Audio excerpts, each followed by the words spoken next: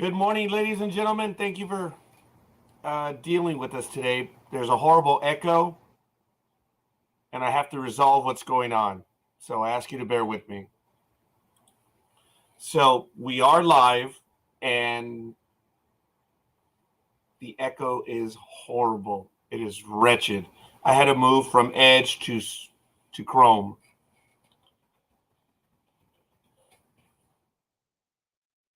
So the echo is.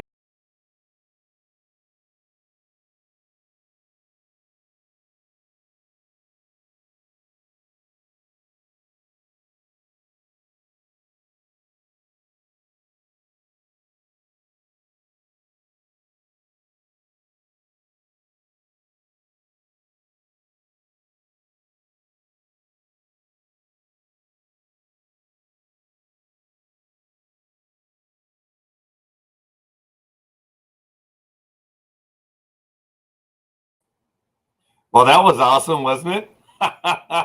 Well, I don't know if you're able to hear me. I need a sound check, please. Ask you to bear with me. Technical difficulties, embarrassingly enough. It is what it is. I had the intro all set up, and of course, it's not happening. So, thank you, everyone.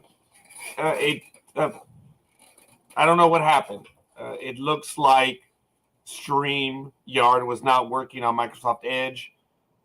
I suppose I've always used Chrome for this one, but I've kind of changed my alignment on my desktop a little bit, and I guess I opened it up on Edge, so it just wasn't working. It was being stupid this morning. Thank you, Jay. Good morning, good morning, good morning, everyone, and thank you for joining me. Appreciate the like there, and it looks like we are up and going. So I am so sorry. I'm beyond PO'd because it's not working. So I have to be very careful on all my different browsers now. I've got to reset everything. So I am sorry, but it looks like it is working now. Thank you, Jay, for the like. And folks, Aisha, I hope you're there. Let me know, but it looks like it is working. So, bully to me. I had every damn thing open as well. And now, of course, I have to set everything back up. And I am beyond PO'd. But what are you going to do, right, folks? Just what are you going to do?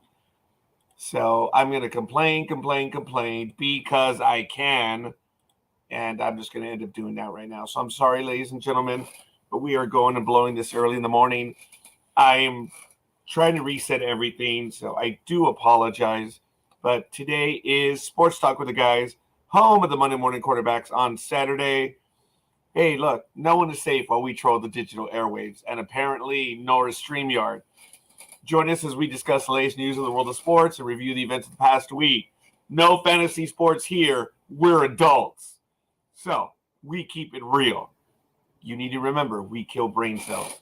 And as such, we are the purveyors of the zombie apocalypse. I mean, it starts up in Los Angeles, doesn't it? Well, it's right here. We are repetitive and redundant. Hell, we have no peers. We are the internet's ongoing traffic wreck. So that's it. You've been warned. It's done. It's over. Hell, we carry more water for sports than even Depends can carry. Hopefully my co-host will be joining me shortly, but I don't know if we're having technical difficulties where they are unable to join me. Pay the electric bill? No way! It's over $2,000 right now. I don't think I'm going to be able to pay the electric bill. It's just abhorrently expensive. So thank you. Looks like we've got another like. I'm not sure from whom. Someone. It's a mess this morning. So it is what it is. So let me see. It is cold this morning, but it's not as cold as it really seems. It is only 41 degrees right now. It's going to get to a high of 58, and it's going to get to an overnight low of 44. So it's going to be warmer tomorrow night, morning, whatever, than it is even now. Humidity is 91%. Yeah, I do feel it. Pressure is 29.96 inches. Visibility is 8 miles. Even though the sun has now begun to rise at 6:15 a.m. Sunset will be at 5:50. The wind is heading to the southwest at 3 miles per hour. Dew points at 38 degrees. Of course, UV index is 0 of 10, and we are in a waxing gibbous. Woohoo! I'm glad I got through that one. today in history, folks. Wow. Let me see. There was some big stuff happening today. There's two major events in history. Mian Bagger becomes the first transgender athlete to play in a pro golf tournament. That was back in 2004. And on this day in 1990, Loyola Marymount University stars senior Howard Hank Gathers sprints down the court during the West Coast Conference tournament game, leaps and catches an alley-oop pass, slams down an emphatic dunk, and after jogging back to midcourt, collapses to the floor. Although he briefly regains consciousness, he is rushed to a hospital where he dies. This is the hardest thing I've ever experienced, Loyola Marymount coach Paul Westhead tells the media. As you know, Hank Gathers was a 6'7", 23-year-old when he led the nation in scoring and rebounding as a junior. He had collapsed on the court during a game earlier in his senior season. He quickly recovered, and doctors were unable to fully ascertain what was wrong with him. Of course, an autopsy would later reveal he suffered from a heart disorder known as hypertrophic cardiomyopathy. And that was a phrase that most of the world did not know and would learn of, and still does know of that. Good morning, Big Dog. How are you doing this morning? I am doing just fine. How are you doing, sir? You look flustered. I could tell in your comments and the PMs that you were flustered just by the way you were typing. Morning, Big Dog. Good morning. Oh, we got it. All right. I have some people have been with me this morning, and I thank everyone. At 6 o'clock, I'm doing this. Oh, am I like in James Bond in the first Pierce Brosnan movie where the guy's yelling at the computer, "Victim!" I swear to God, I was almost doing that. And 10 seconds after 6 a.m., Aisha's like, "Where are you?" Oh, she's asking me, "Are you part of the Fakawi tribe? Because I'd like to know what the fuck are you." He didn't say that, but I was going through the Fakawi symptoms. And I was told that by a wonderful coworker. His name is Leo, and he has a bit of Indian in him, and it's really cool. And he just came up close to me one day, and he says, "Hey, you part of the Fakawi tribe?" I thought, what do you mean, Leo? "Yeah, Fakawi tribe. You know, those of us that are always going around asking, where the fuck are we?" And it was so funny. It was one of those personal jokes that you're told. It doesn't have to be in front of people, but it's just damn funny. And I thank Leo for that. I've been telling that joke for all my life, especially when people are lost. Because mine's derisive. His was genuinely funny, right, Big Dog? But I go after people, and I'm like, Fakawi. Good morning, Almighty. You got the blue stuff for me? Yeah. Hey, good morning. How are you doing there, guys? What blue stuff? Is he sending you little blue pills? What's going on? No, it's crystal. They're crystalline in nature. Old guy, morning, Jay. So how are you two doing? I'm doing just fine. He's flustered. He's always flustered. He's flustered. What's that always? Well, what's that? You know what? You guys can go. There you go. There. Even better. Good morning, Jay. Good morning, Aisha. Seriously, all kidding aside, they were on the program early. They're like, "What the hell, Scorekeeper? You dead?" Because Sports Talk with the Guys is not on. I'm like, I know. It's not that I'm dead. It's that the program is not on. Well, but I tried to launch it, and the studio button wasn't working. Is that what you were having? Apparently, there were issues with Microsoft Edge. Yeah, there were issues this morning, and I thank you, gentlemen, for trying. Seriously, I really do. I'm not kidding about that.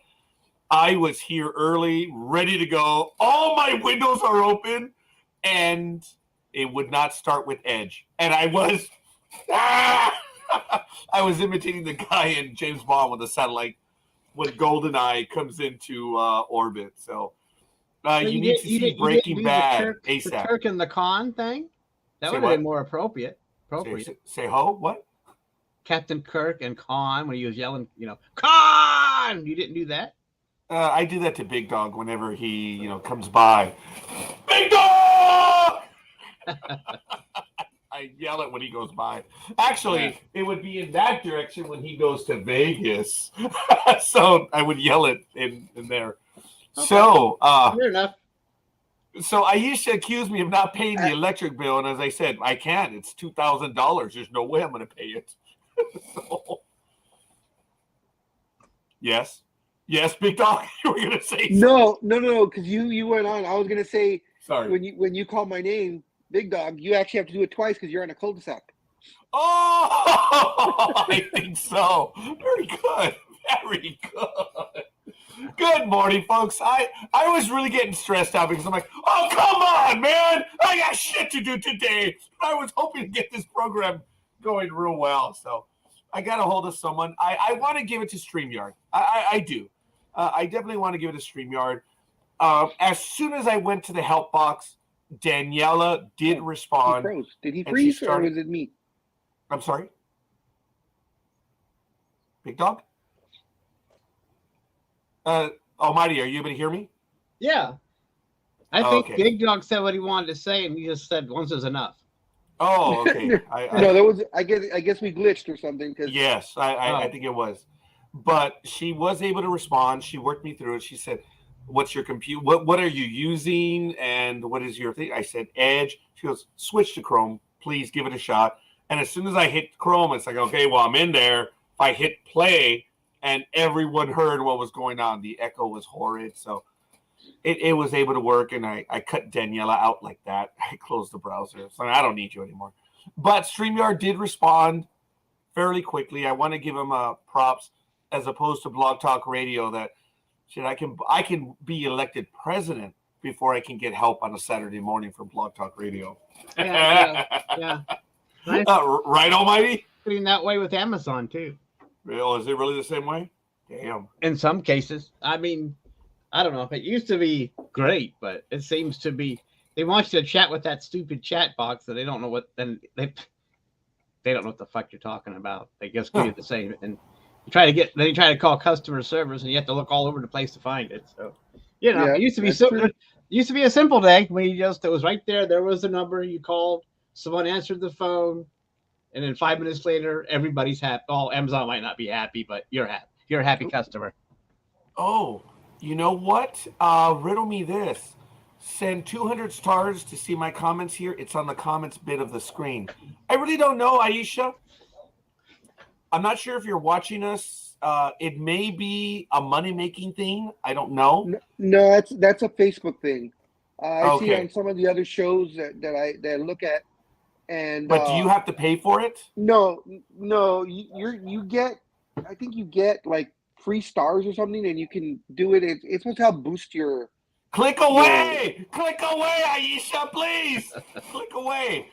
Folks, I got to tell you, we had an absolutely bitchin' interview yesterday from one of the stars of the ARC on the Sci-Fi Network, Ryan Adams. Kid was a lot of fun. I shouldn't say kid. Young man's 24. Aisha was there.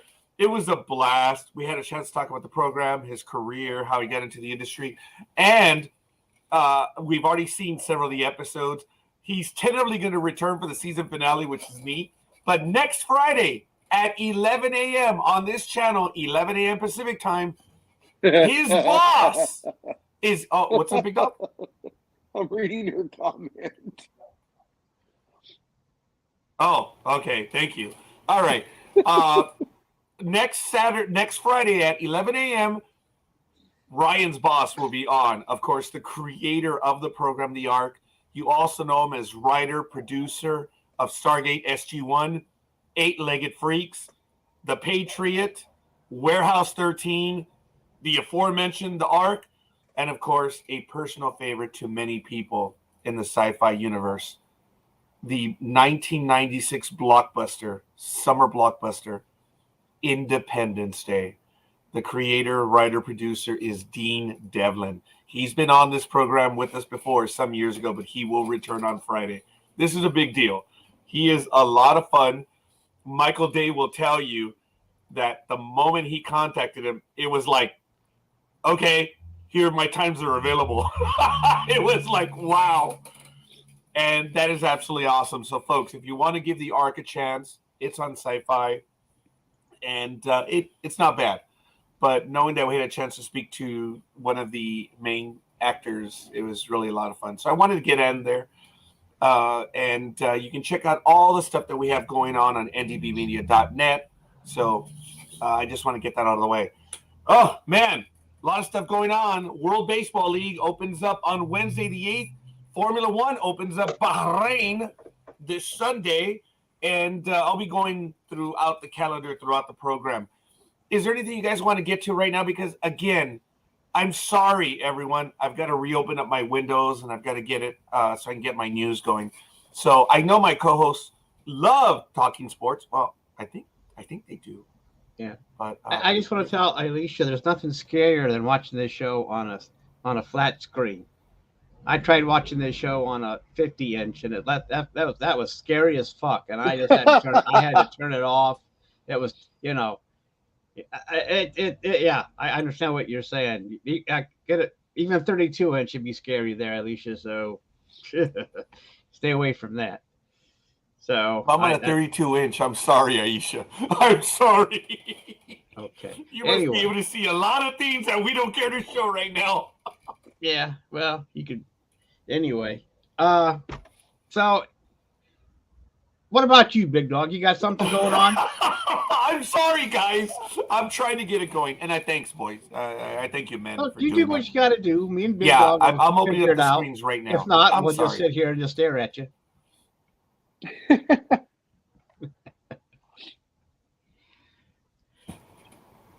I can stare back. Oh, okay. That was stupid. I have nothing. Can you tell? I have nothing right now. So I'm opening up those screens. I did have one thing that we could talk about real quick, or your thoughts on it afterwards. But there was a big auction. The auction house Golden. Yes. And it was Joe Montana's personal memorabilia that he was auctioning off. He no longer, wanted. It kind of went what Kareem did a couple of years ago, when Kareem auctioned off all of his personal stuff. So the jersey worn by the Hall of Fame quarterback, not once but twice in Super Bowl victories by the Niners, has sold for $1,212,000 with the buyer's premium, obliterating the record paid for a football jersey at an auction. The jersey, which was brokered through Collectibles Marketplace Golden, the previous record was $480,000 paid for the 2021 Tampa Bay Buccaneers Tom Brady's jersey in January of 2022. Montana first wore the now record-breaking jersey in Super Bowl 19, in which the Niners defeated the Dolphins 38-16. And 4 years later, he wore that same jersey in Super Bowl 23, which Montana engineered the game-winning 92-yard drive, famously known as the Drive, to lead the Niners past the Bengals 20-16. The only reason why he wore it twice is he was getting ready to play in Super Bowl 23. His wife put the jersey in his bag and said, "Hey, you might want to wear this again." So he decided, okay.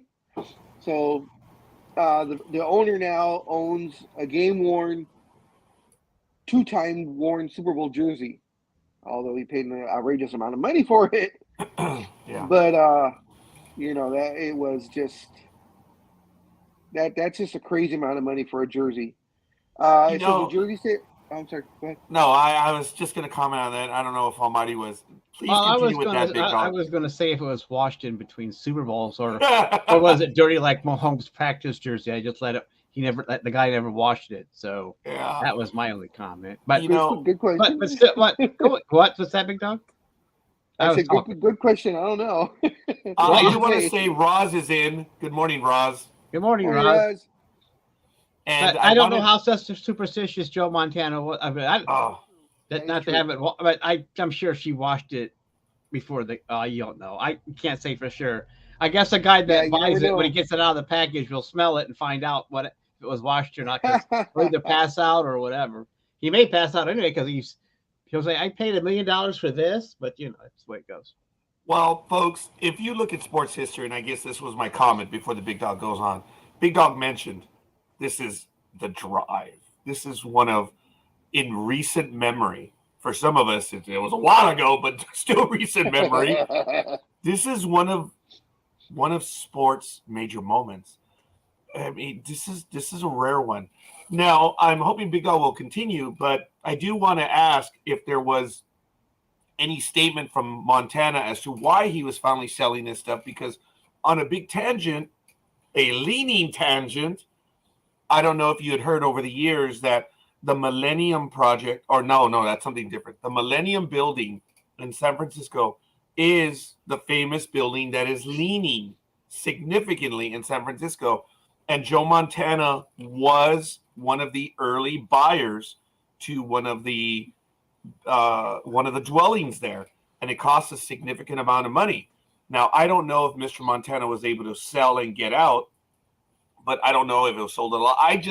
I'm wondering, unfortunately, if this put him in a position where he had to sell some of that memorabilia. It's a shame, because if you've ever seen the videos, folks, it's just a little ball on the floor, and it doesn't just like move. The ball moves because of the tilt of the building. And it's crazy. And it's the Millennium Tower in San Francisco. I know Montana was an owner of one of the properties there, but I just wondered if there was a statement regarding Montana about having to sell or just deciding to sell. Not in this particular article. I haven't heard him having any financial problems, so it could just be the same thing that Kareem and Dr. J did the exact same thing also, I think about a year and a half ago, where they feel, I know what I've accomplished. I'm keeping what's precious to me, and everything else, have other people enjoy it. So, just very quickly. that was Kareem's statement when they asked him why he was selling all of his memorabilia. Understood. Sorry, Big Dog. Yeah. Folks, I do appreciate the comments. As you know, we did start late because we did have technical difficulties. But again, unlike Blog Talk Radio, StreamYard was responsive and was able to help me resolve the issue lickety split. So there may be other issues on Facebook, but I do want to thank everyone trying to work out the issues. I am sorry that we're having those difficulties, and we're going to try to get through them. So I'm sorry, folks. It's just one of those damn Saturdays that it's just going to happen. But we're live and we are with everyone. So we are not seeing all of the comments, apparently. We can tell. So we're sorry about that. We're going to try to get to them all. So I'm sorry. Big Dog, tell your story, because I keep interrupting your ass. Well, these are the other items that were sold in this auction during this time. Montana's uniform worn on his final played game with the Niners that sold for $232,800, and a signed helmet from his final game with the team, which he didn't play in, it says, which was sold for $121,200. The ball from his final San Francisco touchdown pass sold for $43,214. His signed Kansas City uniform from his final NFL game sold for $92,400. His high school jersey sold for $36,000. His Pro Football Hall of Fame jacket sold for $36,000, and the bust sold for $14,401. And a twice signed inscribed Super Bowl 23, The Drive is what it's called, and he signed it on the playbook. That sold for $10,200. Says total items sold in the 94 auction lot, including Montana's game used and signed Notre Dame helmet from the Cotton Bowl in 1979. In totality, everything brought in more than $3.7 million. Wow. Impressive. What a haul. Good for him. I don't think it was, and I'm relitigating financial stuff, but I was just wondering if he gave a reason as to why. But he still is a relatively young man, Mr. Montana. Hey, if he's older than me, he's still a young man. So congratulations to him. I was wondering, Big Dog, if someone was smart enough, and Almighty, I think you've seen the commercial. Big Dog and I love the commercial. We even remember it when he and I go out like to a bar and have a drink watching the game, where you're watching the three guys on the couch watching a big football game, and each one of them, he already knows they're Heisman Trophy winners. It may have been four of them, and one of them does, the pose, then the other one does it, and they're all holding a Heisman Trophy ring or whatever. It's interesting. And then Montana is sitting in a recliner, and they're looking at him like, wow, you didn't win the Heisman Trophy. So all of a sudden, he just flashes the 5 rings or the 4 rings that he has. And they're all like, oh, yeah, okay. It's a wonderful commercial. I was wondering, Big Dog, if someone was smart enough that day to get them all to sign a picture of that shoe. I'm pretty sure someone did. Could you imagine, boys, the value of that one? Wow.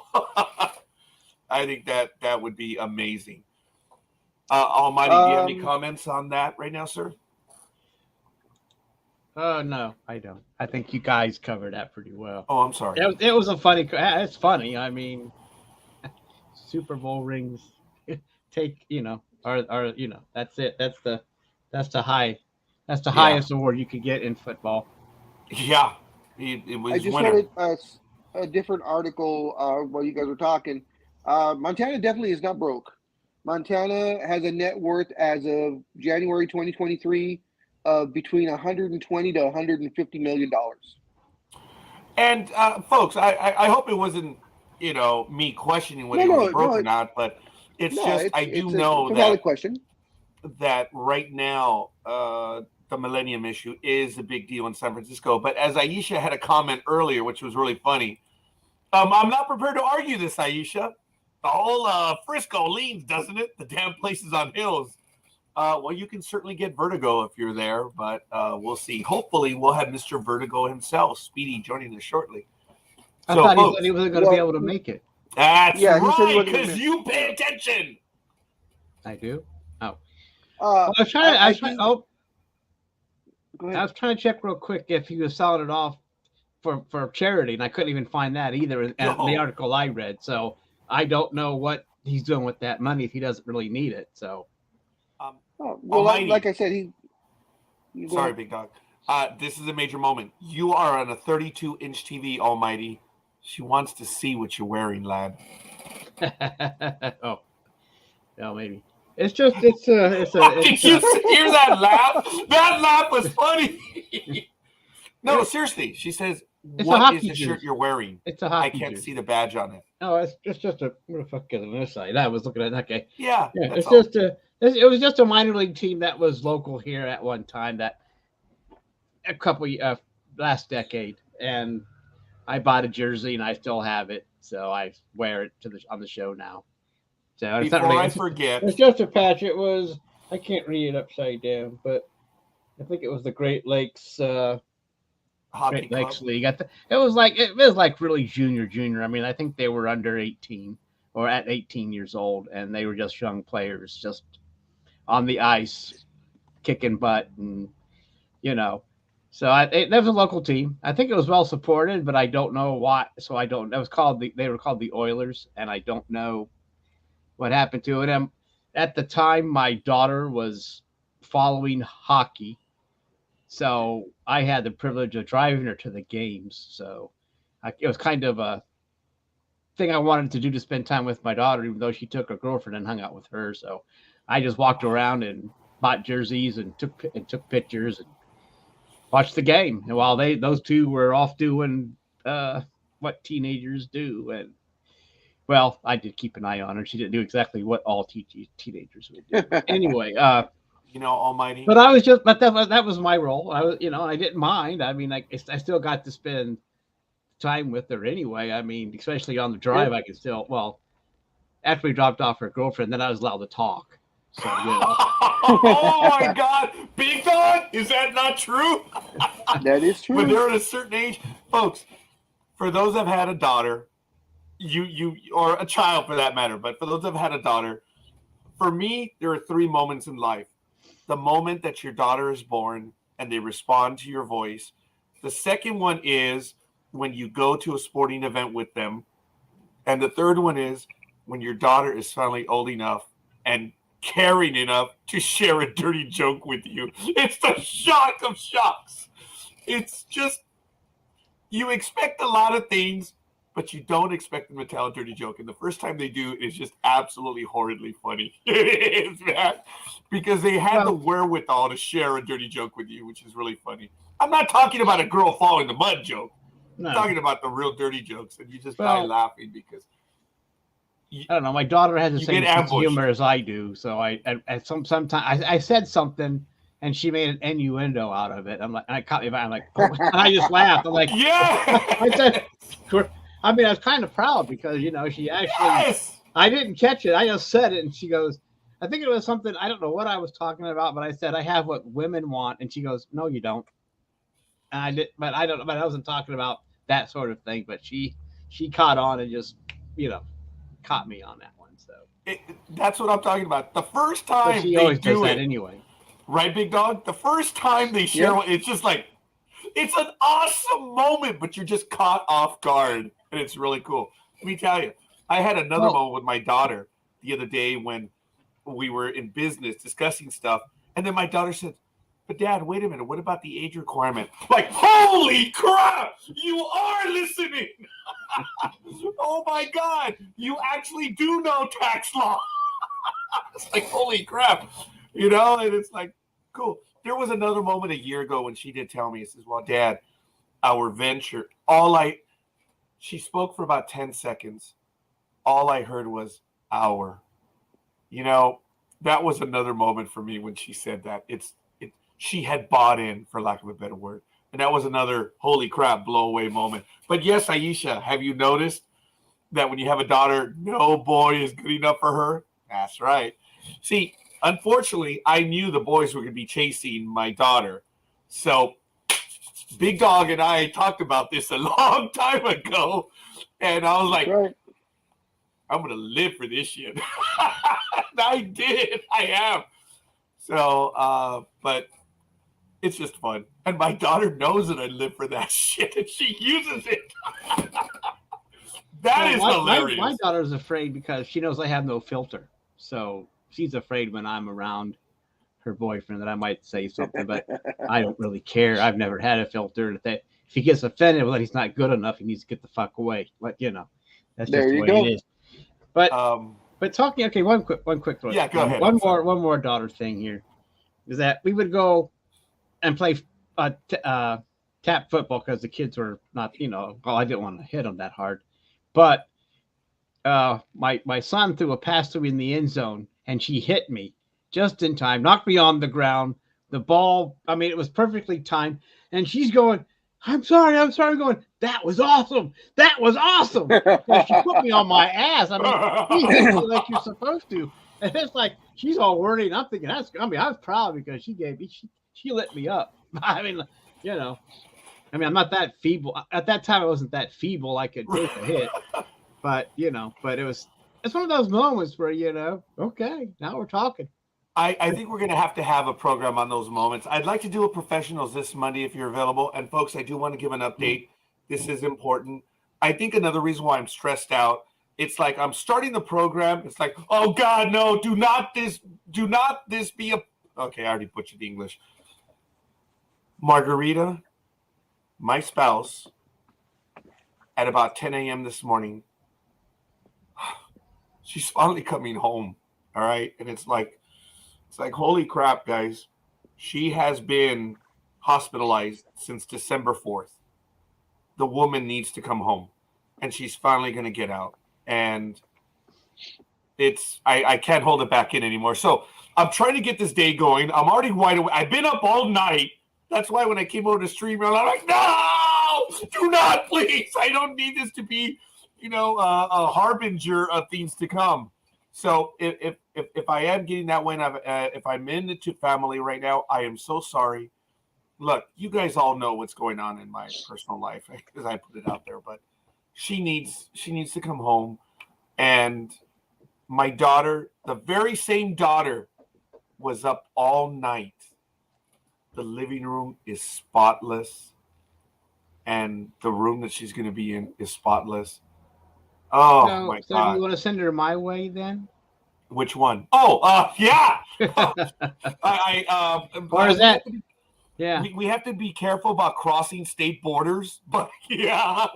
that was just a joke So anyway. I am having trouble. She, Yes. she's over 18. It's okay. Yeah, right.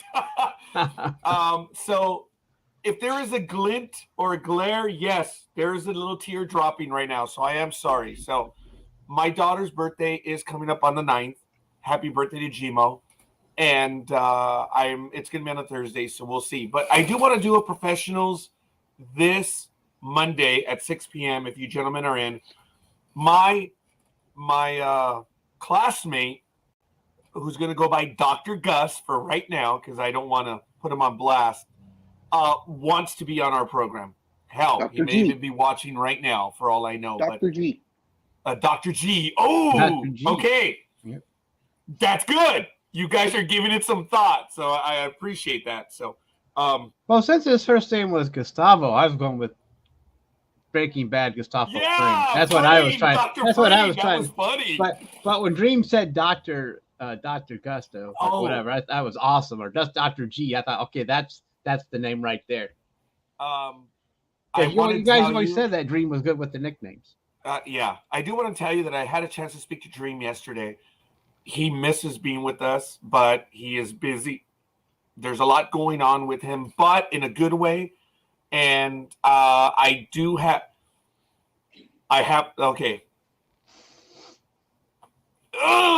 Let's just say I got to get my ass to Nolan's before the year's through, because I will not have another opportunity. That's all I'm going to say. I have to get out there because the plans are moving. Well, they're not plans. They're moving, big dog. So I don't want to say anything else. And you guys know he's said it, but there's a little bit of, I want to really wait for him to say it's official, but he does miss talking with us. He did mention you, big dog. He did mention you, Almighty and Speedy, and everyone else, that he misses being on with us. But hopefully he'll be able to join us. But they're in a mad rush to get their shit together so they can make the move. And yeah, I can do a professionals on Monday if you wanna. Yes, Aisha, I'm gonna have to leave early. Yes, I'm gonna have to be out of here at about 9:30. So I think these fine gentlemen will be able to go ahead, because I have appointments starting at 1. I have a very close window, so we'll see. But anyway, a lot of stuff is going on, a tumultuous time in my life. But folks, with everyone here, both live in the chat room and everyone around me, we've been able to get through a lot of this stuff. I don't, on a personal level, finally, therapy for me starts sometime next week. When I'm going to have surgery on my heel, I don't know, but it's in the future. But they're now looking at the left side because I've been walking incorrectly. So it's going to be a long, hot summer. So they're going to surgically remove the foot from your mouth? Oh, no. They're going to fix the foot. No. I said it's going to be a long, hot summer, big dog. There's a lot of work that has to be done. Are you kidding? For them to remove that? Dude, they're just going to go and shape it first, okay? I don't think they can remove it. That's going to be a task in and of itself. But we have the entire, almost the entire family is in. Good morning, Gridiron Girl. Good morning, Rosalind. Of course, someone by the name of Peter Gama? Yeah, there it is. Jay Simmons, Aisha, yes. And Tony! Good morning, Tony! Yeah. Oh, no. Oh, shit. Flat tire. Oh, man. Well, Tony, and thank you for the like as well. Pick up. I was going to say, was it aliens that caused the flat tire? No, it was probably some KC fans, little bastards. All right. Well, you never know, because, Speedy had floated the theory of aliens. Is it the whodunit now that it's actually Speedy that did the tires? That's racist. I had nothing, Almighty. I had nothing. That's why I went with that. Since you said it's not all that racist. If I would have said it, right. Yeah, I would have been in a lot of trouble, but yeah. Right. So, Tony says no aliens, just got screwed. Oh, Is that racist? Is that racist toward the aliens? yeah, I think it is. Yeah. Folks, we're having a wonderful Did morning. you get that ammo probe then? Is that what you're saying? I wouldn't say anything, but folks, good morning. Just very quickly in Telstra Premiership Round 1. Already we have some screw in tire. Yeah, we got that, Tony. Okay. So, you said you were screwed by aliens. So, dude, that's there forever. I'm going to do a screenshot of that. No aliens, just got screwed. Actually, that might not have been a good thing, Tony. You never know. But Eels lost to the Storm 12-16. Warriors 20-12 over the Knights. The Broncos edged the Panthers 13-12. Sea Eagles over the Bulldogs 31-6. Also full time. The damn Cowboys edged the Raiders 19-18. The Rabbitohs 27-18 over the Sharks. And later on today at 9:05 p.m. Pacific time, and then at 11:15 p.m., Dolphins visit the Roosters, and the Wests Tigers visit the Titans. So that's a quick look at National Rugby League. Folks, IndyCar starts up on April 2nd. March 5th. Firestone Grand Prix of St. Petersburg. It's at 12 p.m. Eastern time. It's going to be on NBC. And that one is on March 5th. So that one is upcoming. Camping World, the Amali Motor NHR Gator Nationals. Camping World Drag Racing Series, March 9th to the 12th. And no, Jay, I do not know. No aliens were harmed on the making of the show. I am not prepared to acknowledge that. Oh, okay. That one is at the Gator Nationals, March 9th to 12th at Gainesville, Florida. Hashtag Gator Nats. As I mentioned, Formula One, they are 3 minutes and 30 seconds mark from qualifying in A gator has Bahrain nads? 2023. What was that, Big Dog? I said a gator has nads? Yes. That's the hashtag, brother. That is the hashtag. And in NASCAR, folks, it looks like Chase Elliott is out for Vegas. He will not race at Sunday's Cup Race Series in Las Vegas, which is at 3:30 p.m. Eastern time on Fox. So there's our update in racing and in auto, and we'll have more updates as we go. Good morning, DD. Is Double D here? I didn't see a comment from Double D. Maybe she is. But question, maybe real it's quick. just Big Dog, go. But did you want to have a little something to say since the racetrack in Ontario or Fontucky, the race that they had there a couple of weeks ago was the final race. It was bought out. That whole area, I think, about 500 acres was bought of the 600 and some acres that it is, and it's going to be completely torn down. And it's going to be a business. I think they're making it a business area. Business park. Yeah. What I didn't know was the company that bought it is owned by Ross Perot. It's his company. So they're out here, and I guess they are going to rebuild or build a new racing stadium, but it won't be completed. I believe they said till 2026. Where? Let me see if I can pull up that article. Thank you, Big Dog. I had missed that one. I'm glad I attended a race there. But folks, I don't know if anyone else in Southern California, well, no, millions have been there. It is. Have you been there for an event, Big Dog, for a racing or anything major? It effing sucks. It just effing sucks, the traffic. It's like Dodger Stadium, East Coast, when it comes to traffic. And I want to give a quick shout out. It is Double D. Way to go, Jay. You saw that she was in here. So good morning, Double D. Thanks for joining us. We already have another like from Darla. Thank you. Oh, no, wait. Thank you. Double D. So I know. That was sad. Thank you, Big Dog, for getting that one, and we're going to go ahead and continue. Major League Baseball is well under its way, and records are being set in minor league games. They've already had games, as I mentioned last week, that were about 2 minutes and 30 seconds. There was several games that were less than 2 minutes, and I'm sorry, Yeah, 2 hours. Thank 2 you. hours. 2 minutes, huh? I caught it when you did too. Sorry. At 2 hours and 30 minutes, there have been several games that have been under 2 hours and 30 minutes. So the game is moving very fast. There are players that are really unhappy.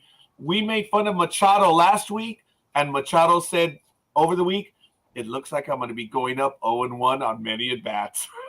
So he acknowledges that he's going to have to adjust to it as opposed to continuing to bitch about it. That shows a little bit of maturity that Machado has from time to time, and it's really good stuff.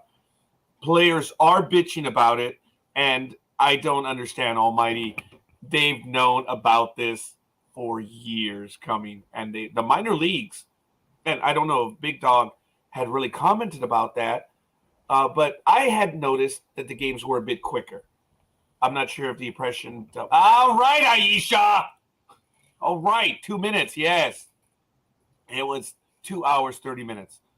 So the idea, even if our games were still 3 hours, it'd be quicker than cricket. Oh yeah. Why are they upset? Because they're being nailed.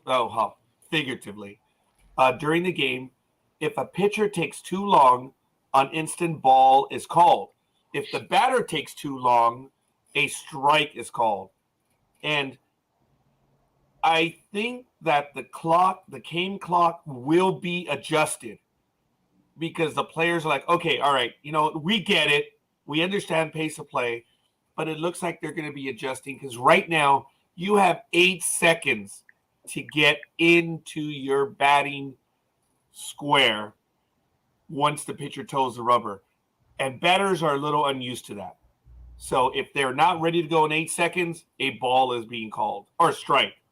So some batters were caught off guard, but the ones that I was kind of whining about are the pitchers that are bitching. It's like, dude, you already control the game.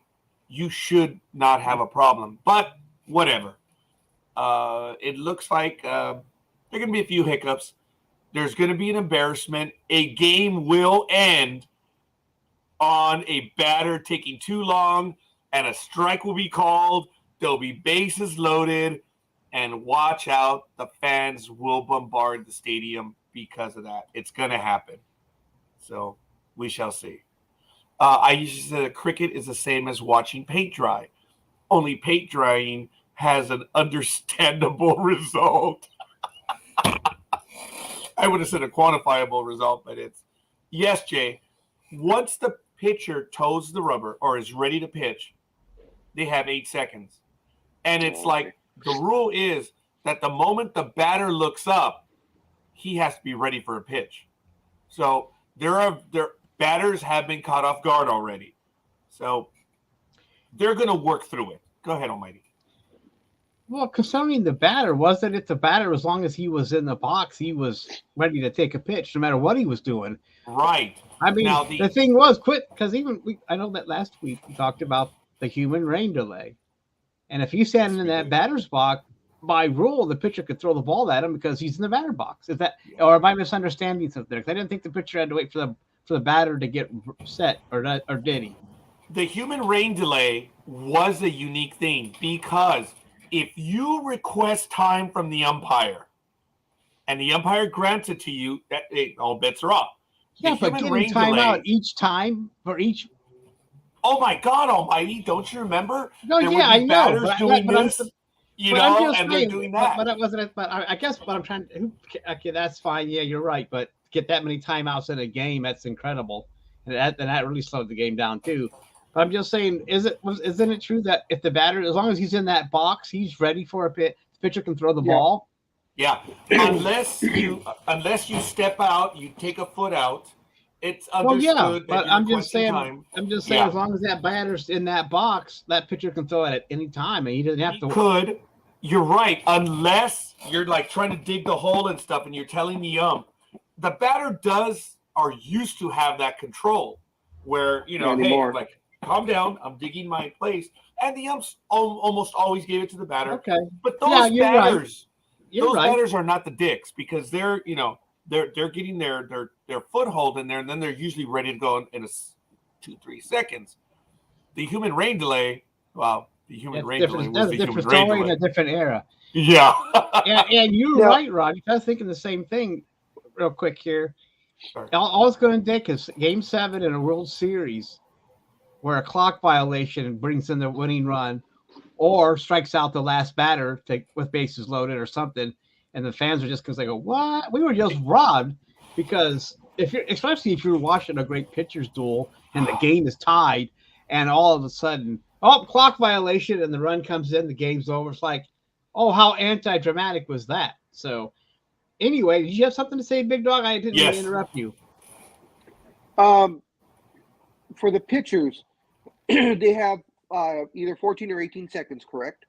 Yeah, actually, it is a little bit different. It's wacko, dude. But go ahead, Big Dog. Yeah. Now, does the pitch count stop once they start their motion, or does the pitch have to actually be delivered within those 14 seconds? Oh, that's very good, Big Dog.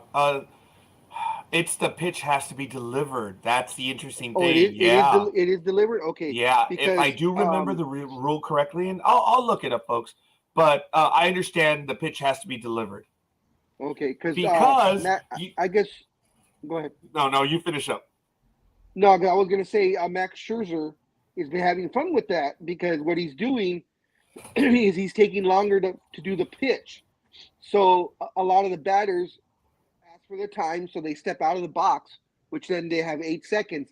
At that point, he gets on the rubber, gets his pitch ready, and the second they step in, he throws the pitch. Yes. And batters are like, "What the hell? I'm not ready yet." They're like, "You're in the box." Right, and that's what Almighty was talking about. Yeah, folks, it's gonna be a different chess game now, and it's gonna have to work its way out. But like I said earlier, and Almighty did, it's gonna suck. This is gonna be This is gonna be baseball's version of the NFL instant replay bad call, because there are gonna be games that are gonna end on a stupid,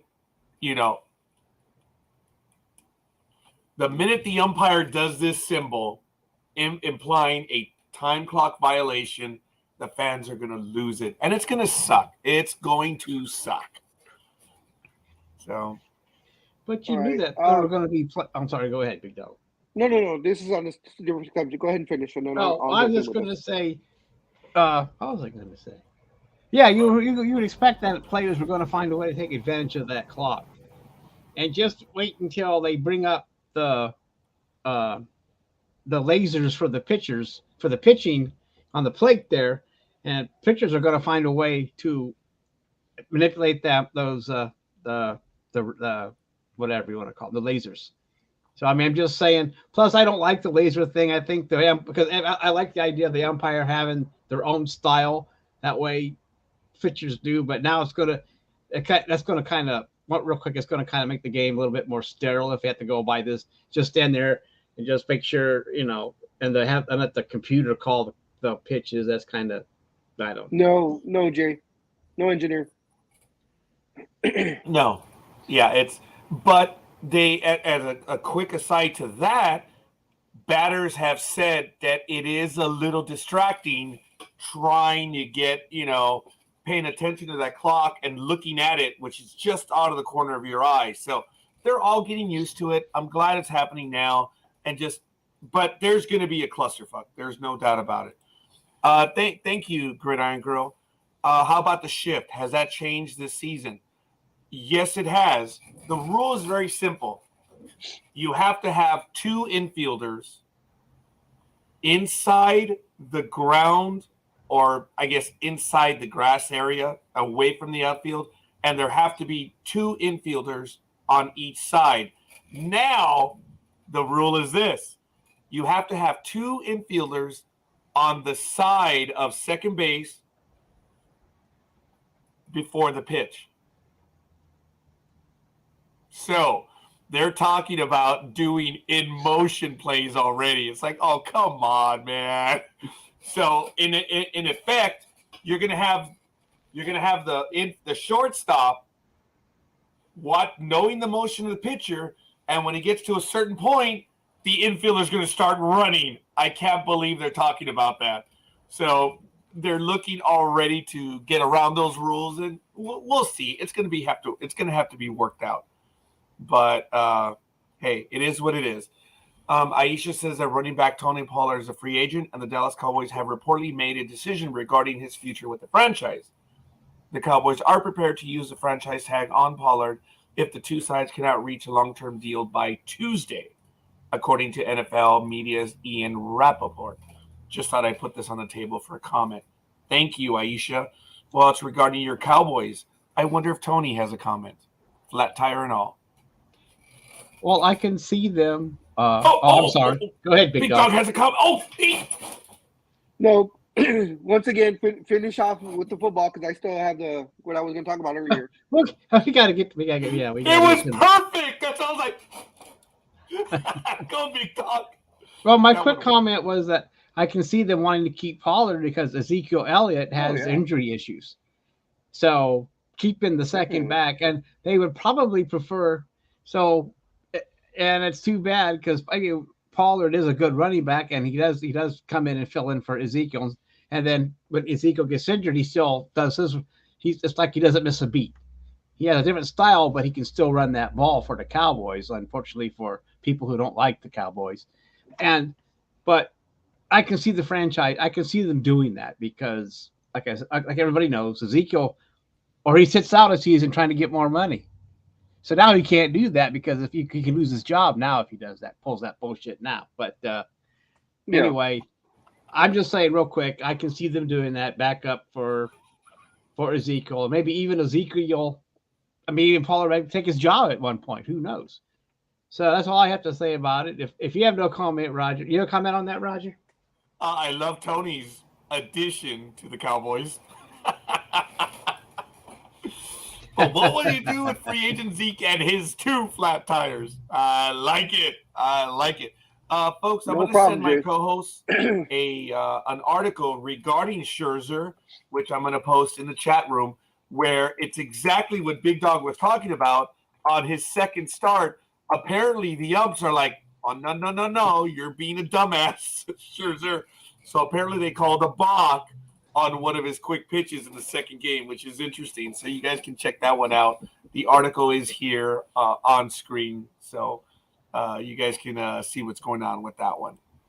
Okay, before we go on. Okay, thanks, Tony. You just had to say it, didn't you? Go ahead, Big Dog. Okay, this is back to the NASCAR. So what it was is it's a Dallas-based Hillwood Development Company, which is owned by Ross Perot, purchased 433 acres of the Auto Club Speedway property in Fontana for an estimated $559 million. That leaves what made Fontana unique is it's a 2-mile track. And I believe Fontana was only one of 2 official NASCAR racetracks that were 2 miles long. And of course, the NASCAR drivers loved it. So they were very sad to see it go. So it will be turned into an industrial park. But the remaining 69 acres will be turned into a short track by 2026. Those are the plans. So it'll be a half-mile track. So it'll go from a 2-mile track to a half-mile track, which I guess is the norm now for NASCAR. That's interesting because that reminds me of Bristol, Bristol might even be smaller than that. That is a frighteningly small track. Half a mile. Wow. Okay. That's interesting. So Fontana will still have a track then. Huh. That is the proposed plans, but they have not yet been finalized. So it is kind of, it's going to happen, but we're not sure type of thing. There's no agreement with NASCAR, of course, I imagine. Oh, it's well, no, NASCAR owns that property. So it was NASCAR that sold it to Ross Perot's industrial company. So right. And NASCAR, thank you, Big Dog. NASCAR, Yeah. NASCAR is retaining the 89 acres, not 69. I'm sorry. It says NASCAR retaining 89 acres for a half-mile track, and this is according to the Times, LA Times, Okay, on folks. February 24th. All right, folks. This is a moment. Look. This is Sports Talk with the Guys, home of the Monday Morning Quarterbacks on Saturday. I just have to make it clear. The difference between 89 acres and 69 is that one is a joke and the other one's a waste of time. Please proceed. Wah, wah, wah. Fuck off. Anyway, this is Sports Talk with the Guys, home of the Monday Morning Quarterbacks on Saturday. It is 7:15 a.m., but we are just now entering the second hour here on Sports Talk with the Guys. I do want to let my co-hosts know that I will have to be leaving early. I'm going to have to be out of here at 9:30 because it takes me 15 minutes to walk to the car because I got to use my cane to get over there because I'm still having issues. But I'm going to have to make it there by 10. So thank goodness it's only about a mile and a half away. And that's why it takes me 30 minutes to get a mile and a half. So I'm going to ask these kind gentlemen if they'll be able to take over. We are not expecting ever new today. So have at it. Professionals will be on Monday at 6 p.m. Pacific time. And we're good. So we're in the next hour. Gentlemen, another story you guys wish to get to? I do. I wanted to get your thoughts on the fact that your favorite goalie of all time was traded from the home team that you so love, and I just wanted to get your thoughts on that. Mr. She Jonathan got traded, Quick, Hope Solo? Mr. Jonathan Quick got traded from the Kings.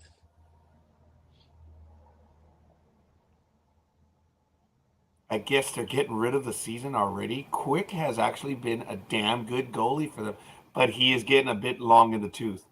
I am disappointed they got rid of him, but he wasn't one of my favorite players. But thank you, Big Dog. I thank Who you for did they that. trade him to, Big Dog? I'll pull that up right now. Pittsburgh.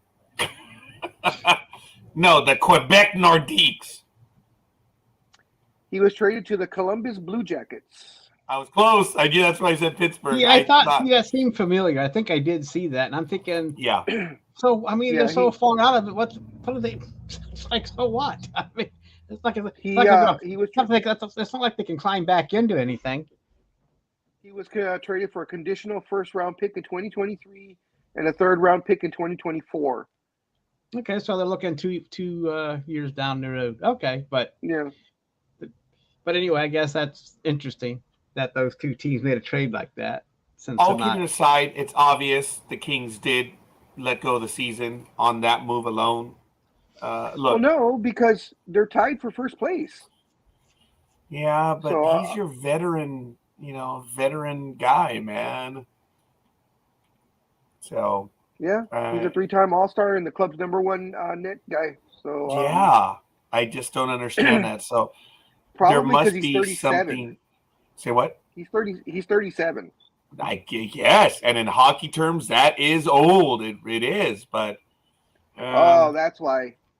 He had it's salary. It was a salary move. He had a $5.8 million salary cap hit. Yeah, but it's March. I mean, but again, I do not pretend to know hockey all that much. I was disappointed by the trade. He is one of their better players over the years. So I know he's 37, but yeah, I was disappointed by that one. I'm not emotional, but just disappointed. And Aisha says that I've sunk to a new low. Every day, Aisha. Every day. Yes, Big Dog.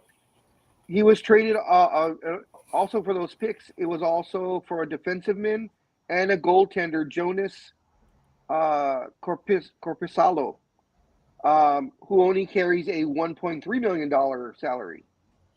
But yes, that is. But the Kings did build up their defense on that one. You think about it, They got rid of a goalie, they got a defenseman. So it's not unlike the Kings under Robitaille, when they would consistently pull one of their defensemen to go on the attack. Because in hockey, and I think Almighty will be able to correct me on this, usually you keep 2 defensemen when you're on attack. Well, when they brought Wayne Gretzky in and under Lost your voice. Not Robitaille. Oh yeah, There you go. I'm Now sorry. you're back. you're back now. Okay. Yep. Not under Luc Robitaille. They had him as a winger, but the guy that does the ESPN commenting for hockey, who's really good. He was the head coach for the Kings. So I know the big dog knows who it is, and Oh he'll yeah, help I me know out. what you're talking about. Yeah. The ponytail. Yes, the strategy for him was that he would pull one of the defensemen to go on the attack. And while the Kings would get burned from time to time, but they were a high-scoring, prolific team. So anytime you have good defense, I guess it'll be better for the Kings. So, oh, wow. But Ross Perot, Ross Perot, going back to what the big dog said, has numerous companies. It's just ridiculous, and they've all survived. And one of the companies that he has is right here in Pasadena called Ross Perot Systems. They also have a credit union here in Southern California, and they have still a lot of stuff. Everyone was pissed off when he was running for president in 1992 because he reported his earnings, and he earned $1 billion, and it was tax-free. And people lost their shit. I was like, well, you know why he was tax-free, right? Because he invested in state obligations, which anyone can do. Just goes to show you. Some people do it, and they're damn good at it. And whenever Mr. Perot did not earn $1 billion, there were always cuts in the companies. But there's nothing wrong with finding and using loopholes. There it is. And Dreem and I were talking about that because I said, Dreem, every now and then, Almighty will bring out his arrow, and he has his loophole, which I love so much. Ross Perot did pass away on July 9th, 2019, at age 89 in Dallas, Texas. He did. I thought he was old. I thought he was older than that when he died. I thought he was 89 when he ran for office, but that's neither here nor there. That's about what I was thinking too. Well, wasn't he entertaining? Wasn't he the last independent to actually the last 3-man presidential run? Because after that, they changed the rules of how an independent can enter the prime run for president. That's why there's only 2 anymore. You can't have a third one without having so many percentage points, and I don't know how it works. They changed it, so it's hard to have that independent guy run. Wasn't he the last one?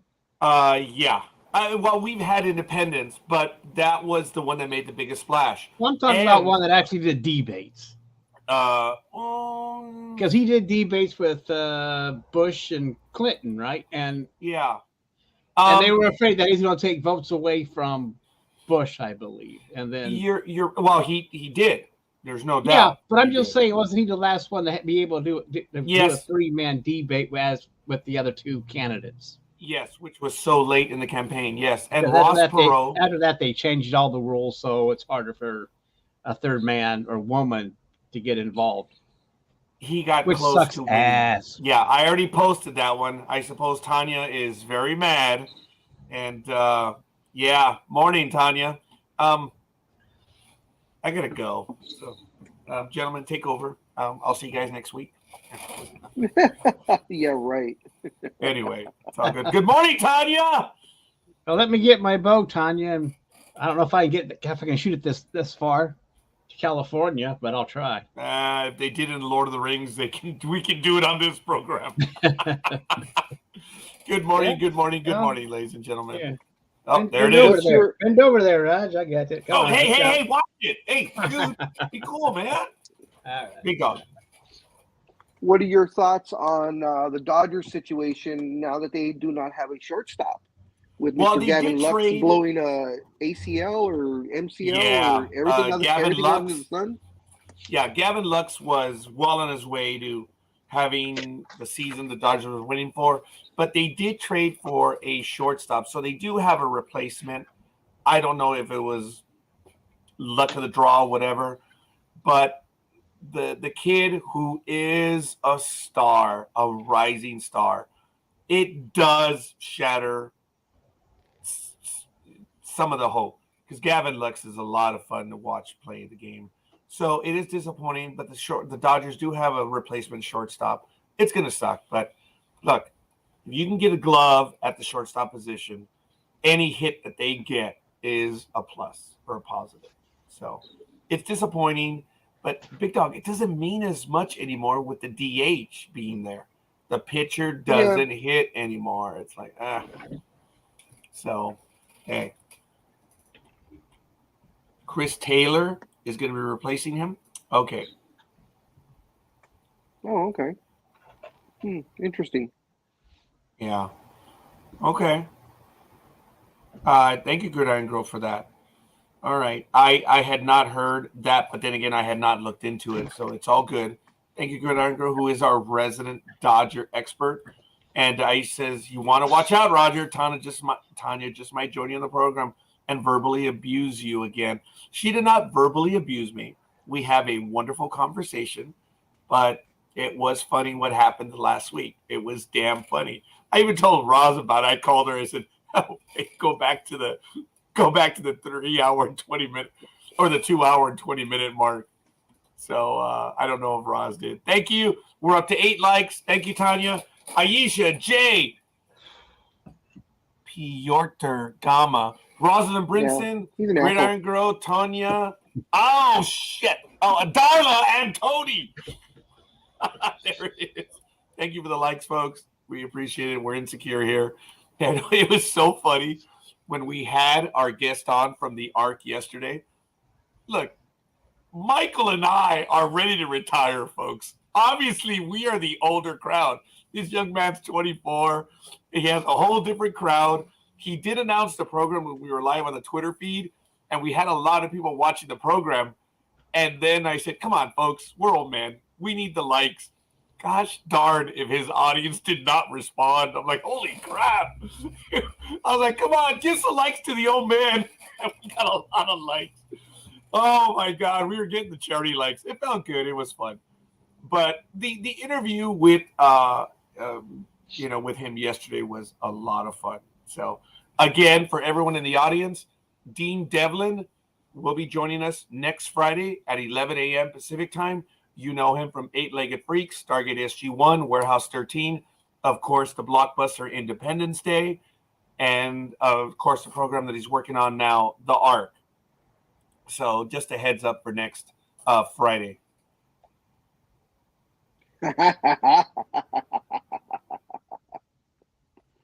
You know why? Do you know why, Aisha? Because when I was with another group of people on programs that we used to do in the evening, I used to get the likes just by asking for it.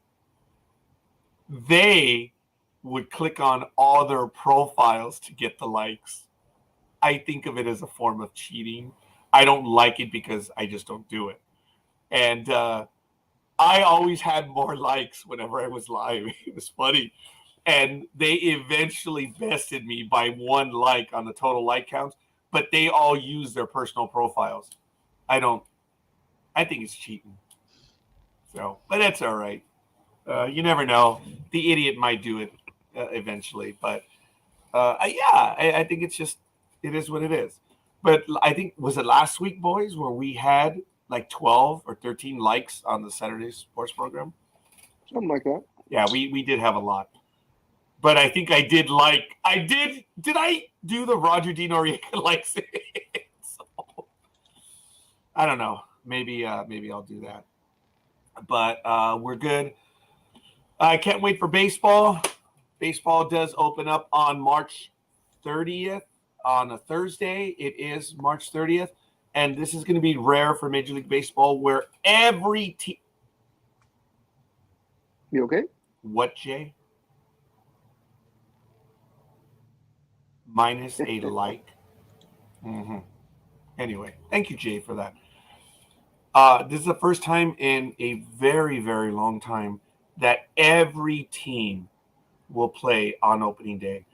For some reason, Major League Baseball over the last 20 some odd years, I remember the 80s, Major League Baseball switched to their spring opening day schedule, where a lot of teams opened up on the road in parts where they had better weather. In other words, Boston did not open up. New York did not open up. They always opened it up visiting another team. That was their spring schedule, which stuck into about the 90s. And then Major League Baseball opened its staggered opening day weekend, where some teams would open up. Well, one team would open up on Sunday night. About 12 teams would open up on Monday, and another 13, 14 would open up on Tuesday, and then everyone would generally play on Wednesday while they've scrapped that. Isn't it the Reds or the Cardinals that open? They're like the first game because they're the oldest? It used to be tradition that the Reds are the oldest continuously operating team. They were given the privilege of always being first. I had no problem with that. It was really cool. But then Sunday Night Baseball effed it up. So they would just start off. And then you had the international games, which again effed it up. So the Reds not opening first has been for some time. But they had the staggered openings. This Thursday will be the first time in maybe 20, maybe 25 years that Major League Baseball has every team open on opening day or playing a game on opening day, which is really cool. And I'm looking forward to it because it's the only day that I take off in March. So it should be exciting. I will be watching baseball all day. If anyone wants to come over and visit, you're more than welcome right here. Jay's like, yeah, last time you said that, you little shit, you went to your sister's house. Which I was so happy that Jay did still come to visit us. For what day is it? Thursday, March 30th. We'll be right here. I have a numerous TV. Well, there's one of the TVs right there. There's one back there, and then I have the other one over here. And we just watch baseball all day. I will have food and stuff here. What about Applebee's maybe or B-Dubs? That's on a Thursday. Oh. Yeah. Yeah, we could have Jay go. I'll definitely go. Are you definitely going to go? I'll definitely go. Okay. Thursday, I'll definitely go. I'll have to tell my barkeep that she better be in that day. So, yeah. But I don't know what game will be on. I'm pretty sure they'll have. Oh, that's a cool comment, Tanya. I appreciate that.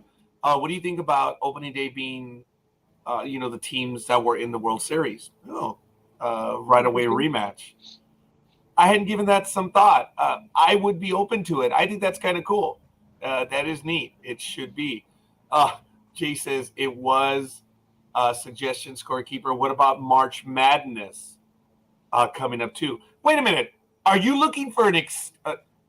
Are you looking for a reason to get together? Oh, shit, big dog. Excuse. Yeah, I mean, do we really need one? Let's go to Vegas and we'll do the whole thing again. Except it'll be sports talk with the guys. Big dog, I did contact the Las Vegas casinos. I took the initiative, but ever since my ankle and heel went out of me, I was like, damn it. I'm really stuck on some stuff. I'm not going back to Alaska in April. Obviously, I can't. So I really don't know physically what this entails. Folks, I walked for 10 minutes. I'll wheel you around Vegas. Oh, it's time to go to the scooter store, Raj. I'll wheel them around. Well, hey, folks, I don't know if you've noticed, but I don't get up during this program. I used to get up 2-3 times in the program. I don't even do that anymore. After about 7 to 10 minutes, all right. You know what? But she says it with love. That's bullshit. That's bullshit. Yes, it sucks. It sucks. I am not overtly depressed about this because I know it is something that's healing and it's taking time. But the problem is, when I hurt myself the first time, I was supposed to not walk for 6 weeks.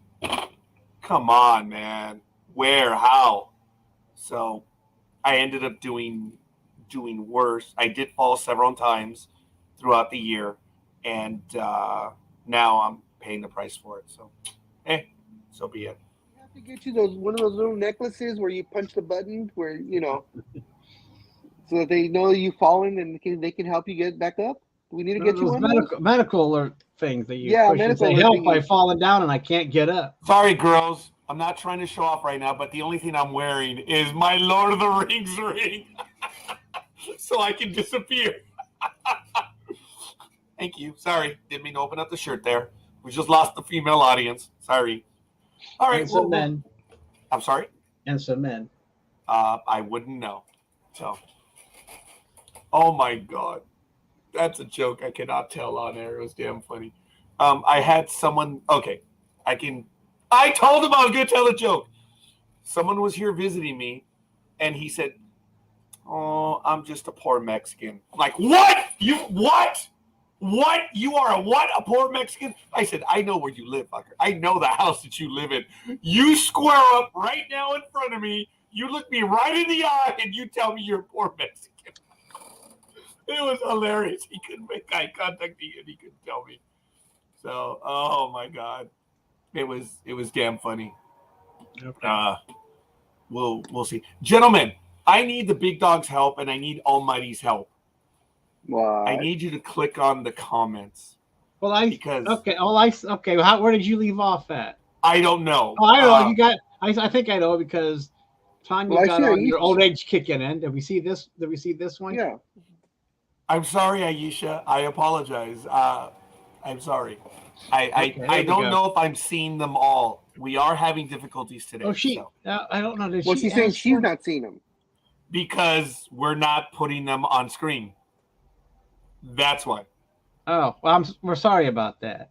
Yeah, we'll make sure that everyone gentlemen gets a chance. We are on an alert 2 level status. I need both of you to make sure that we see the comments. I am so sorry, Aisha. The old man here is telling the stories, and Tanya's just getting a kick out of the fact that I'm in agony right now. So that's all right. That's all right. He's okay. He's all right. Oh, hey, Tanya is starting up a new business. As you know, folks, she does Christmas cards, which I was so happy I did purchase them. They're homemade Christmas cards or printed off one of those new printers. I don't know. Tanya's a baller now, so she probably has those printers that can create anything. But all kidding aside, I've shown them on screen. The Christmas cards that she prepares are done by hand, and they're really nice. I did purchase them from her this year, and I understand that she has a new business. So if Tanya would like to join us, or if she wants to type out in the chat room, if there's a link where we could get to your items, Tanya, that would be cool. But obviously, you guys know you're more than welcome to join us. Tanya, you are on the NDB Media page where I post the link. So Tanya's like, I'm still part of that? Yeah, you are. Yeah, you are. So, folks, you don't have to ask us. That's why we post the link to all of you. You can join us at any time. I can't wait for Tony to join us again. But if he's driving, I know it's very difficult for him. But those 2 weeks, Tony, that you were on with us, oh, shit, they were bitching, buddy. It was fun. It was. And actually, when Tony joined us, Aisha joined us. Go ahead, big dog. No, what I was going to say, it's not that we're not putting these up like this. They're actually not seeing the comments because I just went to Facebook. That's why I muted myself. I went to Facebook and I went onto the show. The comments are not showing up in the Facebook chat. Oh. The way you see, like whenever you're on the show and you can see the comments being on there, there are no comments whatsoever. So that's what they're talking about, that they don't see the comments. Okay, fair enough. Now, also, I did see that comment earlier, and I do know that some of us join on our NDB Media page, so they wouldn't see the comments from Sports Talk with the Guys Facebook page or even YouTube page, and that's how I took it. So thank you for the clarity on that, Big Dog. You have to tap the screen to see the comments. Okay, fair enough. But it looks like Tanya is going to join us shortly, and it's good. She'll be able to talk about Long Island. I'm sorry, about her endeavors, and that'll be fun. She'll be able to give us some updates on the Mets, the non-carpetbaggers of the baseball world. Yeah. Okay. The future world champions? Why? Oh, wait, hold on a minute. Oh, no, wait, hold on. I didn't say what year. Why? I didn't say what year. Whoa! I've ordered a set of headphones and mics, so be careful for what you wish for. There you go. Aisha, the day that you joined us, I believe Tony was on with us as well, and I think Jay was on that episode. Folks, are you kidding? You're always welcome to join us. It's not a special invite. It's open. We love spending time with you because this is what we do. We're talking sports. And think of all of our experiences. This is bitching, man, when we have a chance to argue it out, as I say. And some people get offended by the word. I'm like, no. I'm using a legal phrase. You're making your argument. It's not that we're arguing. We're having a conversation. So we're going to have a British invasion pretty soon, huh? Aye, lad. Yeah, you had a Brady Bunch moment. We're close. We actually, on the other programs that we were doing, we had 8 people at one time, which was neat. So it's really good. And Gridiron Girl is like, you need to join this, woman. Oh, wait a minute. Gridiron Girl will be over today visiting. So we shall see. Is it today, Gridiron Girl? Wow. She might be my first for the day. Yep. She's here at 1 p.m. today. Cool. Looking forward to it. So Anyway, we'll have a sports talk with the guy special edition at 1 o'clock? probably not. Actually, we probably could. We could. We'll see. Ugh. Oh, we are simply stating our opinion forcefully. Okay. All right. So, I don't know, gentlemen, if we've had an update from a post that I put up. I think it was either Thursday or Friday that it happened last year where a player was charged officially in the accident that he was involved in. I know I had. Have you, gentlemen? I know. I'm just. The college player? Yeah. He wasn't in the accident. He was there. He was racing the other vehicle that crashed, but he was not in the accident. But thank you. He would. But he was. They were investigating it while he's at the Columbine, like after his teammate got killed, and the recruiting staff member got killed because they were drag racing. And I don't know the details of the wreck. I would assume that he lost control and wrecked. And the player did take off and didn't come back until 2 hours later to tell the police officers what happened. So right now they have pressed charges against him for drag racing and reckless operation and stuff. So he's supposed to be turning himself in shortly. That's what he said. He's at the Columbine.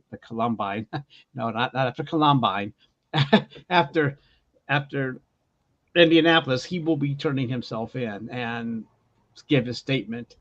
So I forget his name. He's a wide receiver. He's supposed to be like one of the top 5 picks from Georgia.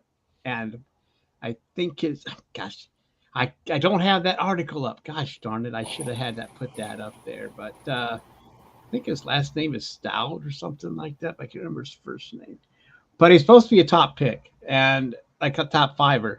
So I don't know, but he seems to think that once he tells his side, all charges will be dropped and he'll move on. So it's hard to say if this will hurt his draft position and cost him money yet. It depends on how other teams look at this event. But like I said, as far as I can tell, the other car just lost control and crashed. I think alcohol was involved in that car. I cannot say for certain, but maybe the other player took off because maybe he had a little bit to drink too, and he No. didn't want to talk to the police with a high alcohol content. So I can't say, but that does enter your mind because why would you take off after your friends just got in an accident and are probably dead? So why would you do that? Because you think you'd run out of your car, no matter how fucked up you were, and try to help them. I mean, screwed up. So I don't know, but I'm trying to remember his name. But yeah, that did come out this week, and that happened, and it did happen last month, I believe. Not, I mean, toward the end of the month, but like it was the beginning of February. But because they were celebrating their win, their second championship, and they were outrun. But anyway, that's the gist of that story. I'll look at, but anyway, I'll shut up and you guys can have any comments on that if you would.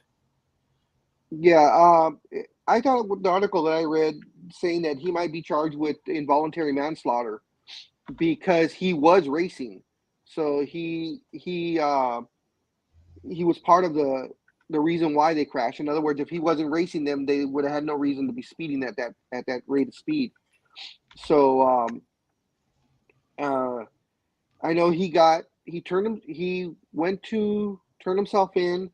They bailed. He got bailed out. I think it was a $4,500 bond, and then he went back to the combine. And then hasn't really said much since. But I guess he's turned himself in after the combine's over.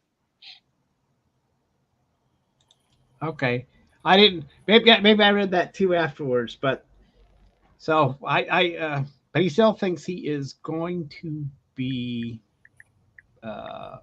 exonerated and nothing will happen. Good luck with that, pal. Yeah. In the United States, people take a dim view on that, folks. Look, doing that, it's just, well, there's the article. Police report says driver was speeding and crashed that killed University of Georgia football player and staffer. Yeah, as Aisha says, not a clever idea to leave the scene of an accident. The cops really don't like it. Folks, drag racing obviously is illegal everywhere. Now, in Southern California, I believe Big Dog does know this as well as I, that in the city of Industry, there is a racetrack which is available on the weekends. And I believe they even have it on a Wednesday and a Thursday night, or at least they used to. I don't know if they still do, but in the city of Industry, you can go there and you can drag race legally with your car. It's open to do so. And kids, adults, they compete there.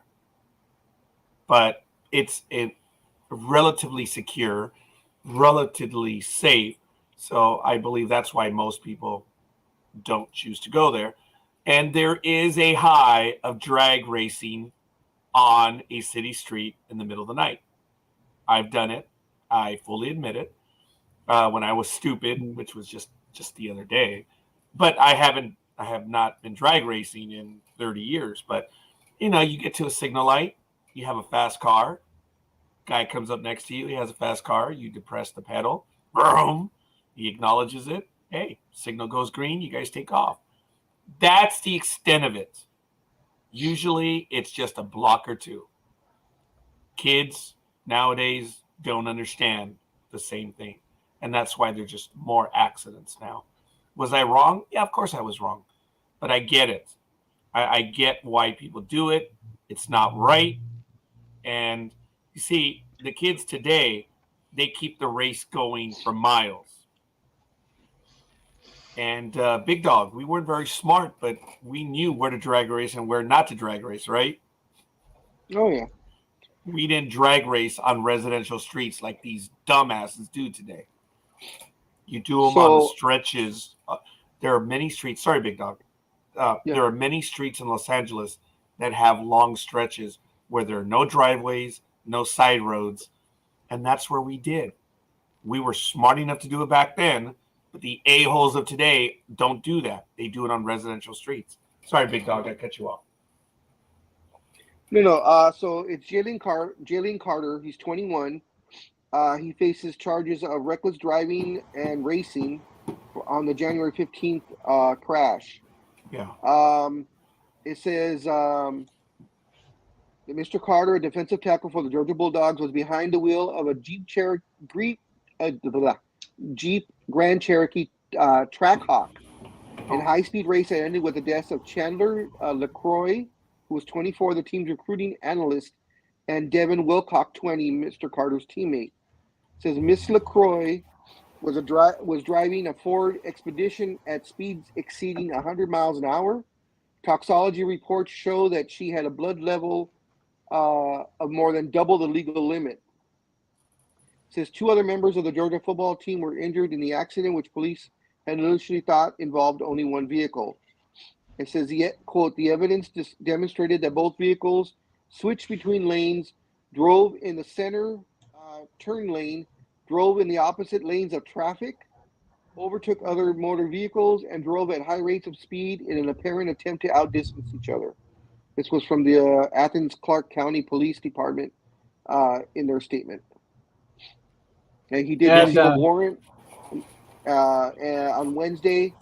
He was at the combine, turned himself in, and then bailed himself out, and then went back to the combine. Okay, smartest thing he did of everything, he turned himself in. Okay, I'll leave it at that. Almighty, I do want to welcome Tanya. Good morning, Tanya. We are talking about what we had posted on Sports Talk with the guys, and we'll have you joining the conversation. Aisha's comment is obvious. Yes, I'm not saying there are rules, but yes, Aisha, they're in between traffic signals. How hard is it? But look, they obviously didn't do that in this case. Almighty, go ahead, and then Tanya, please go ahead and join us. I didn't know there was 3 people in that vehicle because the woman, I guess she's in the hospital, as far as I understand. She did not die, but she's still, I don't think. And the one, I think, gosh, who was he? Well, the driver, the female, the was driver she driving? of the expedition, yes. So the other 2 were in the back seat then. The driver and then the football player was in the passenger side. Okay, because Whitlock was ejected from the vehicle when it landed against the corner of an apartment building, according to the crash report. Oh, okay. So, and it's sick. And then says that she was sitting in the back seat on the passenger side of the vehicle. Yeah. And sustained multiple injuries during the collision. She went to the hospital and all, but the injuries were redacted from the reports. We don't know what kind of reacted, and she was not wearing a seatbelt. So, I did not know there was a 3rd victim in that vehicle. I thought it was just the 2 that died, but that's what. After I blabbered on enough about that. You guys can continue. That's all good, Almighty. Good morning, Tanya. Hello. Good morning, Tanya. How you doing? Hello. I'm still trying to wake up. Okay. Yeah, she is. It's all good. Hey, good morning, Tanya. Hey, you announced on Facebook earlier this week that you have another business endeavor, possibly. What is it that you're doing now? Because I know you do the Christmas cards, but I think you said you were working on something else. What did I say I was working on? Oh, okay. I'm sorry. It is too early. Get that coffee. Get the Java. I mean, it's been a very long week. Between breaking news stories this week and just a lot going on. I'm doing like tumblers and tote bags and makeup bags. Like I'm just doing like that's right, yeah, for like people who are interested. Because my husband is obsessed with Oswald, the Lucky Rabbit. Okay. And so I decided, now that I have this Cricut machine, you know what, I might as well try making them myself. So I made an Oswald tumbler, like Starbucks tumbler, and a tote bag with the character on it. He freaked out over it. And I've gotten so many compliments about it that now people are like, oh, you should start selling them, this, that, and the other thing. And I'm like, yeah, why not? I got nothing else to do. Those Cricut machines are awesome. My daughter sorry. has one. What happened? My daughter has a Cricut machine, and she just always raves about that damn thing. Yeah, it's like the best thing. My parent, That's what she says. I was telling my parents, because my parents bought it for me for Christmas, and they were like, I think we created a monster, and maybe that wasn't the best idea of a present for her. And I'm like, no, it was the perfect present. All is good. I do want to interrupt Eddie Rodriguez. Good morning. Thanks for joining us. Aisha said hi. Morning, Eddie. Aisha says, prior to you commenting, she says, uh-oh, she's way too quiet. Is the Ice Queen planning something? She says, of course, it's nice to see you. So, again, it is nice to see you, Tanya. So, if we want to purchase some of those items, where? Facebook? Do you have a YouTube page? I'm actually going to be creating a YouTube page, but also I will be doing everything via Facebook. Like all the sales will be done on Facebook because I don't trust Instagram anymore because Instagram shut down my account. So Facebook Marketplace will probably be the way that I'm going to do it.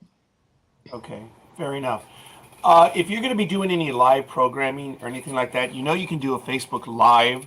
But Tanya, if you need, you're part of NDB Media, whether you like it or not. You can use StreamYard whenever you want to do live events. You have access to it. You don't have to get your own account. Just let me know when you want to do it. I'll give you access to StreamYard, and you can go ahead and do your live stuff if you're going to do anything like that.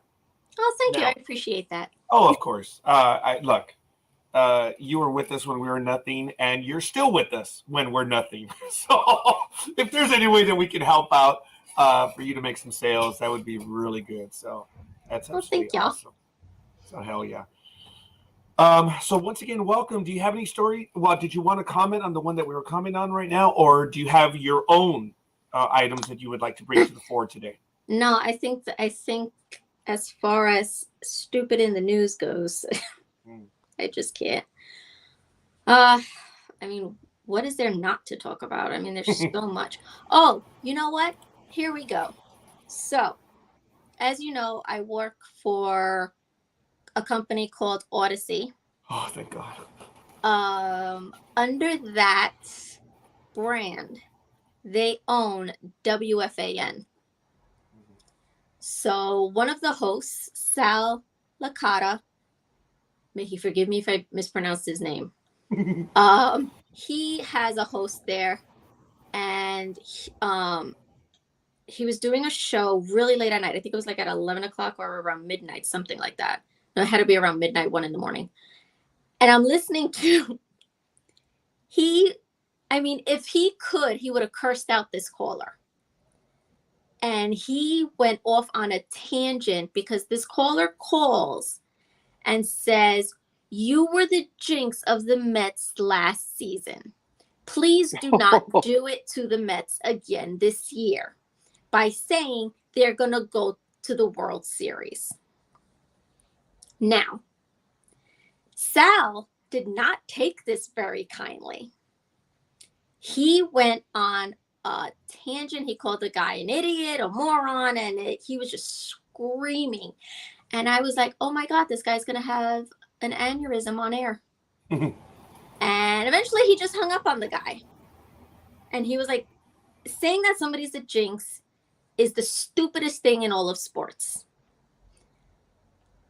Now, we're all sports fans. How many of us actually do believe in the jinx?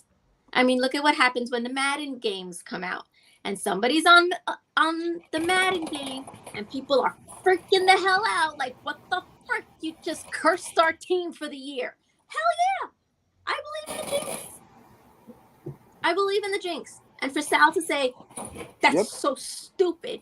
Well, Sal, I hate to tell you, but it's a thing. Madden has proven it that it's a thing.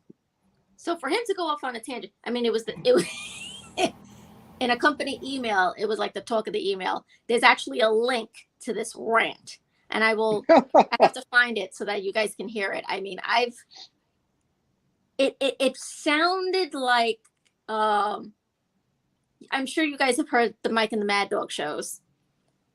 Yeah. It was kind of like that when Mad Dog goes crazy on a caller. It was something like that.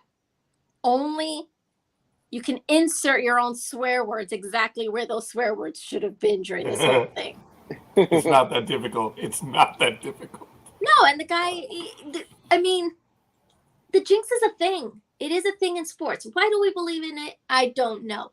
But it is what it is. I won't even say, oh, yeah, my team's going to go to the World Series. They're stacked. Because it's stupid. Well, so let me know what you guys think. Oh, it's go ahead, absolutely guys. true. Yeah, everybody, at some level, everyone believes in the jinx. I mean, especially in baseball. Baseball players, I think, are the most superstitious lot of all professional athletes. I'm not saying it's wrong, but there's certain things that they do. If they're in a slump and all of a sudden they get out of the slump, or they're in a big old hitting streak, they eat the same food, they wear the same socks, the whole 9 yards. But yeah, I think even as fans, we all on some level believe in that jinx. Uh-oh. Oh, okay. All right. Before Almighty talks about the jinx, I can't wait. Thank God the attention is off me here. Coffee says the Mets will not have the offense to compete with the Phillies, Dodgers, Rays, or Padres. And Tony, oh, man, I loved you, pal. It was nice knowing you. Totally agree with Mr. Coffee. Oh, thank God. Thank God. Last week's been forgotten. So, hi, Ice Queen. So, Well, yeah, last week's been forgotten until you brought it up again. Oh, no, it's been forgotten after this. There is nothing that will make... Dude, these two gentlemen just declared war. Almighty, while Tanya prepares her retort, Almighty, do you believe in the jinx and stuff like that? Okay, so you're asking a Cleveland sports fan if he believes in a jinx. Okay. So now I know that you are now the king of stupid questions. Of course I do. I watched it for fucking 30 years. I mean, goddamn. I mean, gosh darn. I mean, it was. I mean, and in this century alone, the quarterback jinx, we still can't find one. I mean, I know we got Deshaun Watson, the molester, but is he going to perform? Who knows? And they cost them draft picks, cost them cap room. I don't know. I mean, if he might prove me that the team may prove me right, because they did hire some new assistants this offseason, but that's not the question. I do believe in the jinx since the Ice Bowl, and then Elway came along. So, yeah. Oh, yeah. Cleveland had his heart broken regularly, dude. Yeah, you're right. Just very quickly, I've had a love-hate relationship. Being a man of faith, I do not believe in jinxes or superstitions as much, but I will tell you this, that I do not step on the foul line when I'm running off the field. And when there is a no-hitter, I do not talk, or a perfect game, I do not talk to the pitcher. I have never been in that situation where they don't talk to me. The most I ever went without giving up a hit was 3 innings. So it just goes figure. But I think I'm you've not been in gonna a mess position with where no fate. one talked to you. I'm sorry, what's that? I said I think you've been in a position where no one talked to you. Well, the point is, I never did start a game. As you all know, I was a reliever in high school, and then later on, I never did start a game. Actually, I did start games, but they were the practice games, the spring training. Well, not spring training, but I did start games. Games that your team was guaranteed to lose. So they figured out why not. And so it begins. Well, wow. All right. So to end my whole thing on the jinxes, it is fun when the jinx is against you. It's not part of your team. Like the Boston one. Oh, I lived for that shit. Because the Boston fans suffered with the Babe Ruth curse. The Angels, Big Dog and I talked about it. There was an angel curse also. I think my buddy Fausto, who lives in Las Vegas, believed in that one too. There are some the Chicago curse of all time. I mean, come on. Oh, yeah, give me a break. The curse of the goat. Yes, folks, those are fun because they're not your team. So, and as I said, when the Yankees, and they lost, they got beat. The Yankees did not choke. They got their asses beat by Boston in 2004 when they were up 3-0. I love it when fans say, oh, no, you Yankees choked. No, dude, they got their asses beat. And they're like, You're welcome. Yeah, you're welcome. That yeah. was my jinx. Hey, they got That was beat. your jinx? That was But- my jinx. But the Yankees, okay, when the Boston Red Sox beat the Yankees, they said the curse is broken. I said, no.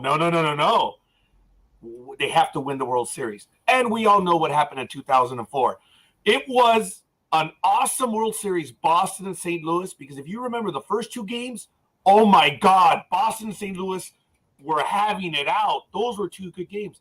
But games 3 and 4, it's obvious St. Louis rolled over because Boston just beat the crap out of them in the other two games. That's when that curse was broken. Not that I believe in curses. Listen, I am completely superstitious when it comes to sports. It makes no sense. I understand that and what have you. But here's why. Giants won the 2 Super Bowls that they won with Manning, with Eli. Now I'm not saying that I'm the reason why, but I had a whole thing where I had my Manning jersey. I did not wear it. I had it on a chair facing the TV. I had pizza and buffalo wings. During commercial breaks, I called my father or my mother this way. And you know what? They made it through all the way to the Super Bowl, and they won the Super Bowl. Now, they played the Eagles this past playoff season. That didn't work so well. Obviously, well, for several reasons. But yeah, I totally believe in the jinx. It's a thing. Like, we could say whatever we want. I told my husband about the whole thing about how players are sometimes with like their lucky socks or underwear or what have you. They don't wash these things until something happens. And then they're like, all right, get rid of that. Let's try something else. My husband thinks it's the most disgusting and ludicrous thing on God's green earth.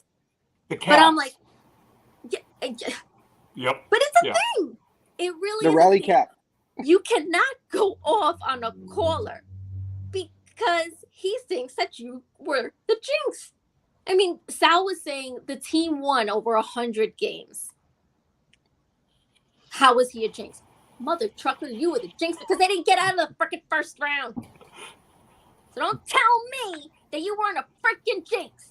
You don't proclaim that your team's going to go all the way to the World Series, mother trucker. You should know better than that. You're a goddamn freaking host of a sport. God forgive me. I did not mean that. You're a host of a sports station. You should know better. You should. And if he does it this year, I swear, because WFAN is right across the hall from the station, the radio station that I work at. I will walk across the hall and I will charge into that studio and be like, Sal, what the frick are you doing? Get off the freaking air. You shouldn't do that. Yeah, look, it's part of the game. I know Big Dog and I have argued in the past about bragging about the wins and stuff because, you know, I will never do that. It's just because I've been on the other side, so I don't like to hear it, and I respect either team, so I'm not going to do it. But Big Dog's like, dude, that's the point. Your team's winning. You got to do it. And I'm like, I don't want to. So I don't partake in that one. But in all other aspects, oh, hell yeah. Hell yeah. Big Dog, did I ever turn my cap upside down? No, right? But I did turn it backwards, right? You turn it backwards. Once. Because that's a whole other thing. It's like, well, no. You've got to respect the uniform. See, my baseball coach said, do not throw. Remember Big Dog? I said, Big Dog and I went to play catch, and I saw someone throw their glove. I lost my shit. Because I was like, you never throw your weapon. You never throw your armor. You respect it.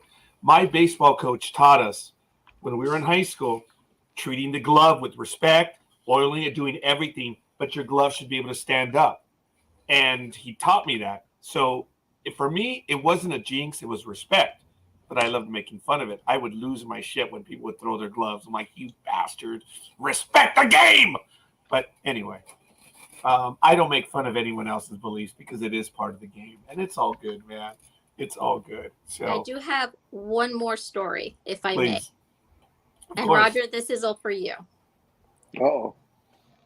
No. Don't worry. Calm down.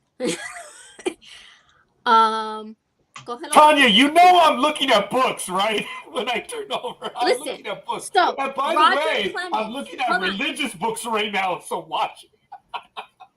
Roger Clemens was on a podcast this week. Oh. And one of the things that Mets fans have never gotten over is when he chucked the bat at Mike Piazza. Still things that we fume about outside of him beaning Piazza. Yeah. That Uh, was throwing the bat was one thing, but the beaning. Yeah, sorry, Tanya. Go. No, it's fine. It all ties in together. So Roger Clemens was on this podcast. I think it was called PPD. And they were talking about all these different topics, whatever. Then they brought up the Mike Piazza incident during the World Series. To this day, 23 years later, this cabron comes out and he's like, I thought it was the ball. I'm sorry. You throw balls for a living. You really thought that was a baseball coming at you, not a bat? He was like, oh, I was in field position and this, that, and the other thing. And then he comes out and makes the stupid ass statement where he was like, well, I'm not the only one who had it out for Mike Piazza. I'm sorry, what? He was like, there are other guys who wanted a piece of him. You have got to be effing kidding me. This is what you're saying?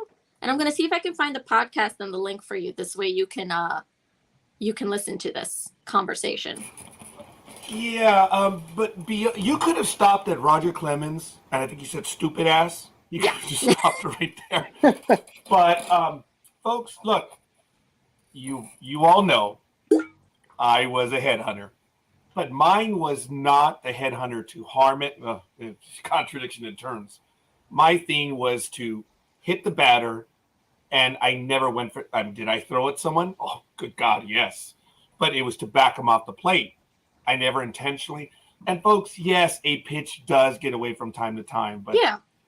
Look, the reality is, when you're trying to hit someone, pitches do not get away from you. I've never had one get away from me when I try to hit someone. Right, but here's the thing. Here's the thing with Clemens, and I'm sorry to interrupt. Oh, there's a lot to Clemens. Go ahead.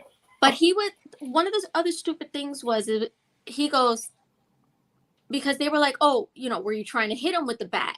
And he was like, oh, if I wanted to hit him, I would have hit him. Oh, what a dumbass. Because before Tanya, he said it was forgive me, it was a knee-jerk reaction that when the bat came in, I was just trying to throw it out about. You see, that little bastard is changing the story.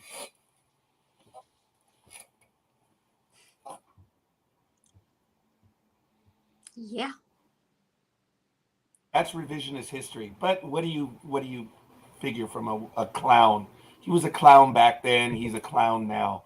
Mm-hmm. Roger Clemens, one of the most talented pitchers of our age, with a 10-cent head. He should have been a lefty. It would have been perfect, Tanya.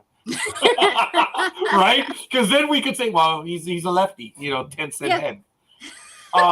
Roger Clemens.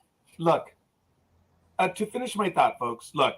I was the enforcer on the team. That's why I've always said I was a 9th man on our 8-man pitching team, because I was the guy that came in to get the guys that were being the dicks, the jerks, the a-holes. It was my job. It was easy. I did it when I did semi-pro ball too. It was way too easy. That's why I was never a starter. I wasn't the designated fireman. I was the designated bridge burner. Because I would do that. But look, Roger Clemens has changed his story over a while now. And look, when he beamed him, I am willing to say, because I've always said, being an ex-pitcher, I know when the pitcher's trying to hit the batter. So don't give me this crap that it got away from you or whatever. I still am not 100% certain about him trying to hit Piazza, because every now and then it does get away. But when he threw the bat at him, dude, there are just too many moments. And he would throw inside to Piazza a lot. It wasn't just one. And for him to say also that there were a lot of other people that were who? Exactly. Give me names. Who? Come on. I mean, anyone who watched Piazza play Yeah. No, guys. Okay, he is not Mr. Perfect, Mr. No. Human Being, but this is bullshit revisionist history. There was no one out to get Piazza, not in the way that he says. A bunch of other guys. Who? You have psychopaths that are in politics that say, well, people tell me.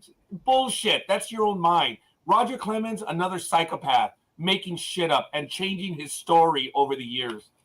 You could have just said Roger Clemens, asshole, and we could have ended with that. Or stupid ass. Sorry. Well, I wanted to see your reaction. I got out of hand. To this whole thing, because when I heard this, I was like, this is the dumbest. Oh, I can't wait to tell Roger about this one. He's going to have a field day. Well, I guess I had a field day, a bit muted. Look, folks, you look at what Roger Clemens did. There's no denying what he did. He hung around a while because he used steroids. And for that, he's never going to get into the Hall of Fame during his lifetime. It is what it is. He may get in later, but I'm going to leave that for other people to pass judgment on that. The guy was incredible, but then he became an a-hole when he was older. And he's going to have to live with it. It is what it is. But him changing the story over and over, it just gets old. And you see, he's speaking to a younger audience on these TV shows, but he forgets the rest of us that were there the first time around. And we remember the stupid shit you did. Yeah. And I call foul in that you're changing the story, dude. And no, you were a jerk then, you're a jerk now. I mean, you sold your wife out under the bus over the steroid shit. Come on, man. Remember that? I mean, what kind of a man does that shit? Mm-hmm. All right, dude. It's kind of like with and I'm way off topic. It's kind of like with the gentleman that was Disney Pirates of the Caribbean helping the actor who was in the divorce. Johnny Depp. Okay. She became enemy number one when she did what she did on the bed. Mm-hmm. It doesn't matter, folks. It doesn't matter. It was a fight between two people. But when you have a psycho that does that, it's over. And when Clemens threw his own wife under the bus, it's over. So,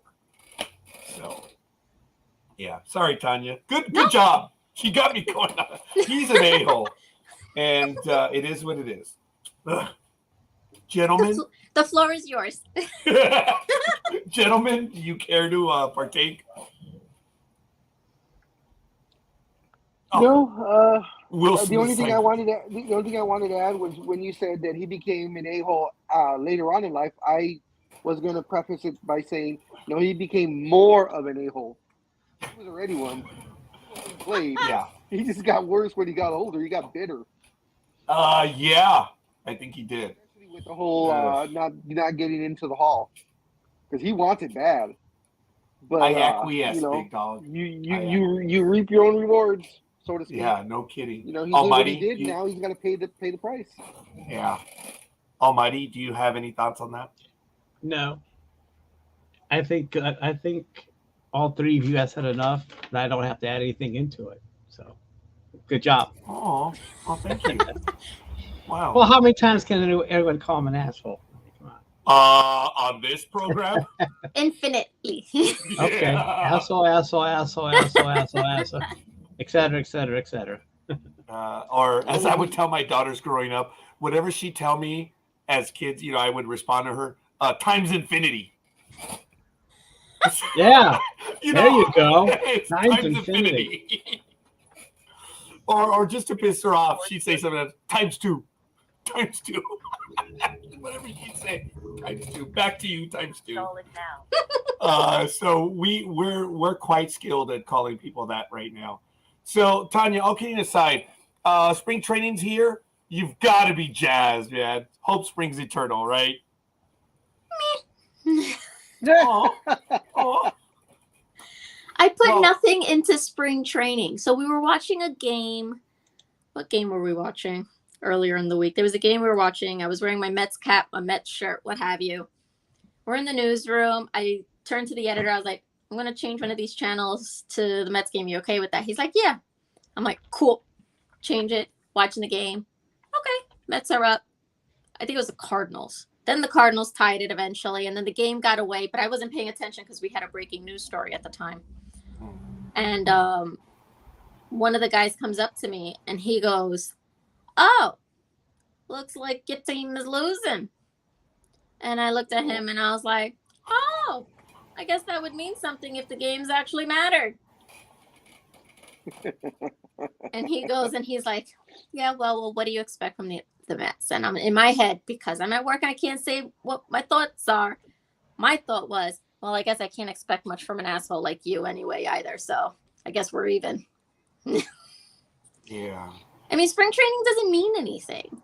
I mean, to me, it's just like, okay, they're playing, they're getting ready. Great. If they lose, what does it matter? It kills me when people are their team loses and they're like, oh my God, we're gonna suck this year at this, that, and the other thing. What the? Yeah. And I'm like, you get what the point of spring training is, right? No, It's to they don't. Prepare. You know, kind of like when you're gearing up for a marathon and you got to prepare, and chances are you're gonna screw yourself some along the way while you're trying to prepare for that. Yeah, that's what this is. So it doesn't mean anything. A lot of people don't get that spring training is, especially for a veteran team. Veteran teams do badly in spring training because it takes a while for the veterans to get back into playing shape, form, whatever. Mhm. And they know what they need to do to work their way back. Yeah. You have these hungry kids that are all world often because they're trying to get on the team. So all these teams that are doing makeovers and stuff and usually do very well, like the Mariners, the Royals, and the Blue Jays, all these teams are always going to do well because they have a bunch of kids always playing. And that's good. But I've always joked with the big dog for years. I'm like, the Yankees suck during spring training. So I'm really happy. And one year, son of a bitch, if the big dog wasn't paying attention, he's like, hey, Scorekeeper, your Yankees are like 29 and like 2 or whatever. And he's like, Yankees are going to suck this year. Oh, no. There's a corollary to that rule. It doesn't count on the Yankees. If they're going to do well, then they're going to do well. But lo and behold, I've known the big dog forever. We've had these conversations. And you remember that, right, big dog? Yep. But big dog handed me one of the greatest lines of all time. We love sports. We hadn't spoken for a bit. And he just, hey, hey, Roger, what's going on? Whatever you having. Hey, so how are the Yankees doing? I was like, oh, shit. I had no answer. So I'm like, oh, it's not September yet. And that's when the Yankees were doing real good in the late 90s. And it was perfect, right, big dog?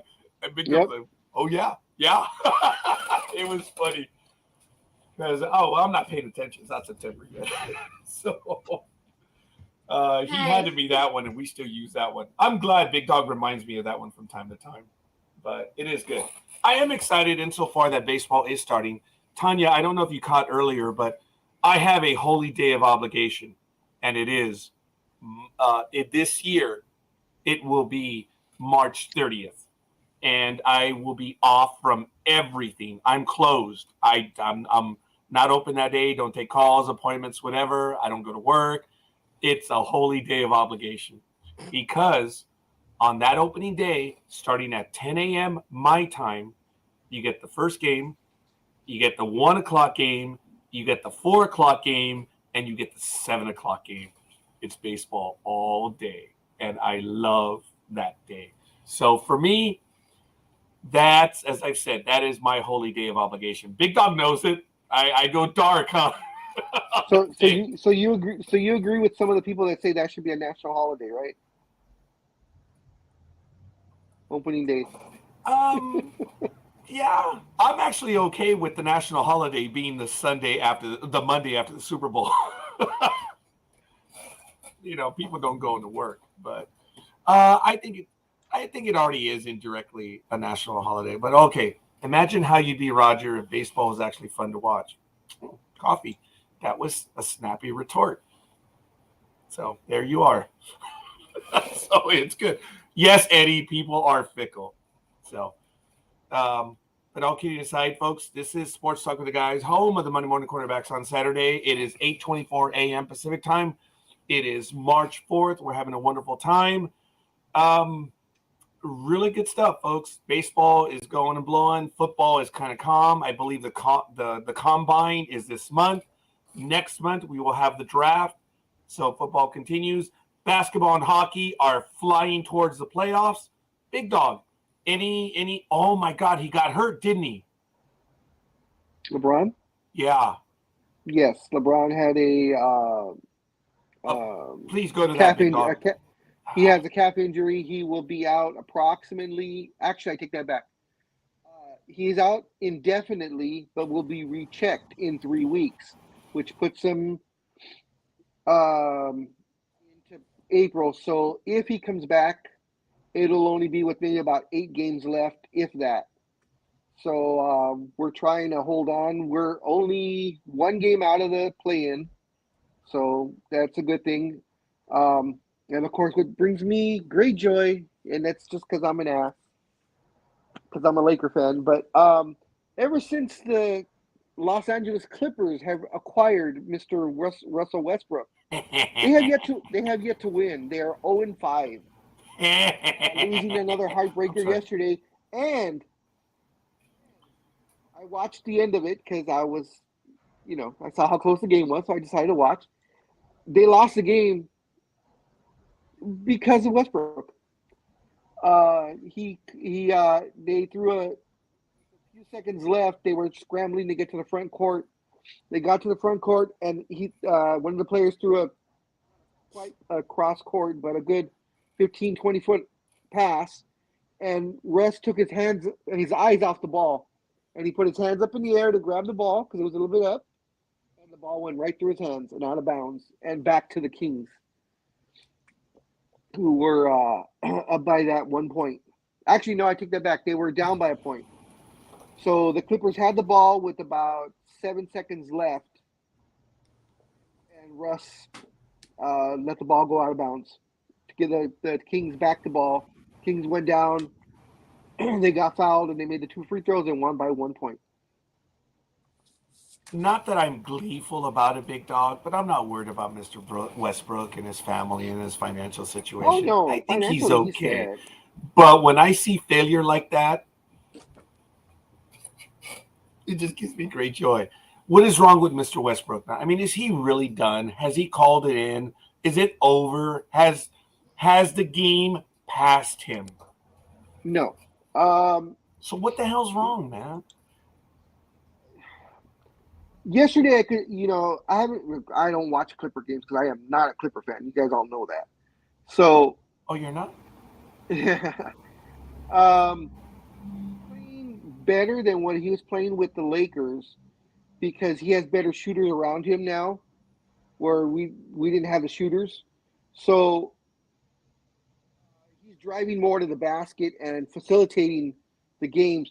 The games have just gotten away from the Clippers. I mean, all kidding aside, I love to poke fun at Westbrook, but it's not all his fault. The games have just gotten away from the team, and some Laker fans are just enjoying it because Westbrook went to the Clippers, and but his numbers are decent. He's actually playing okay, but percentage-wise is where it gets you. His shooting percentages are lousy.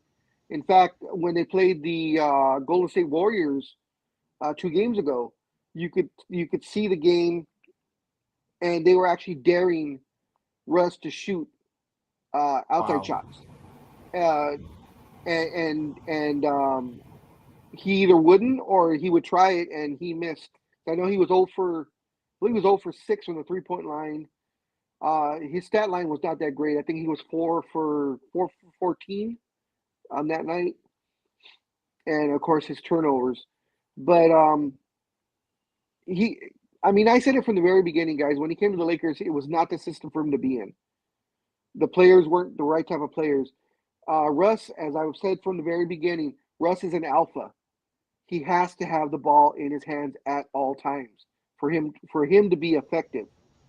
So when he came to the Lakers, of course, that wasn't going to happen. And then now with the Clippers, the ball still is in the hands of Kawhi and PG-13 a lot, and Russ is just there.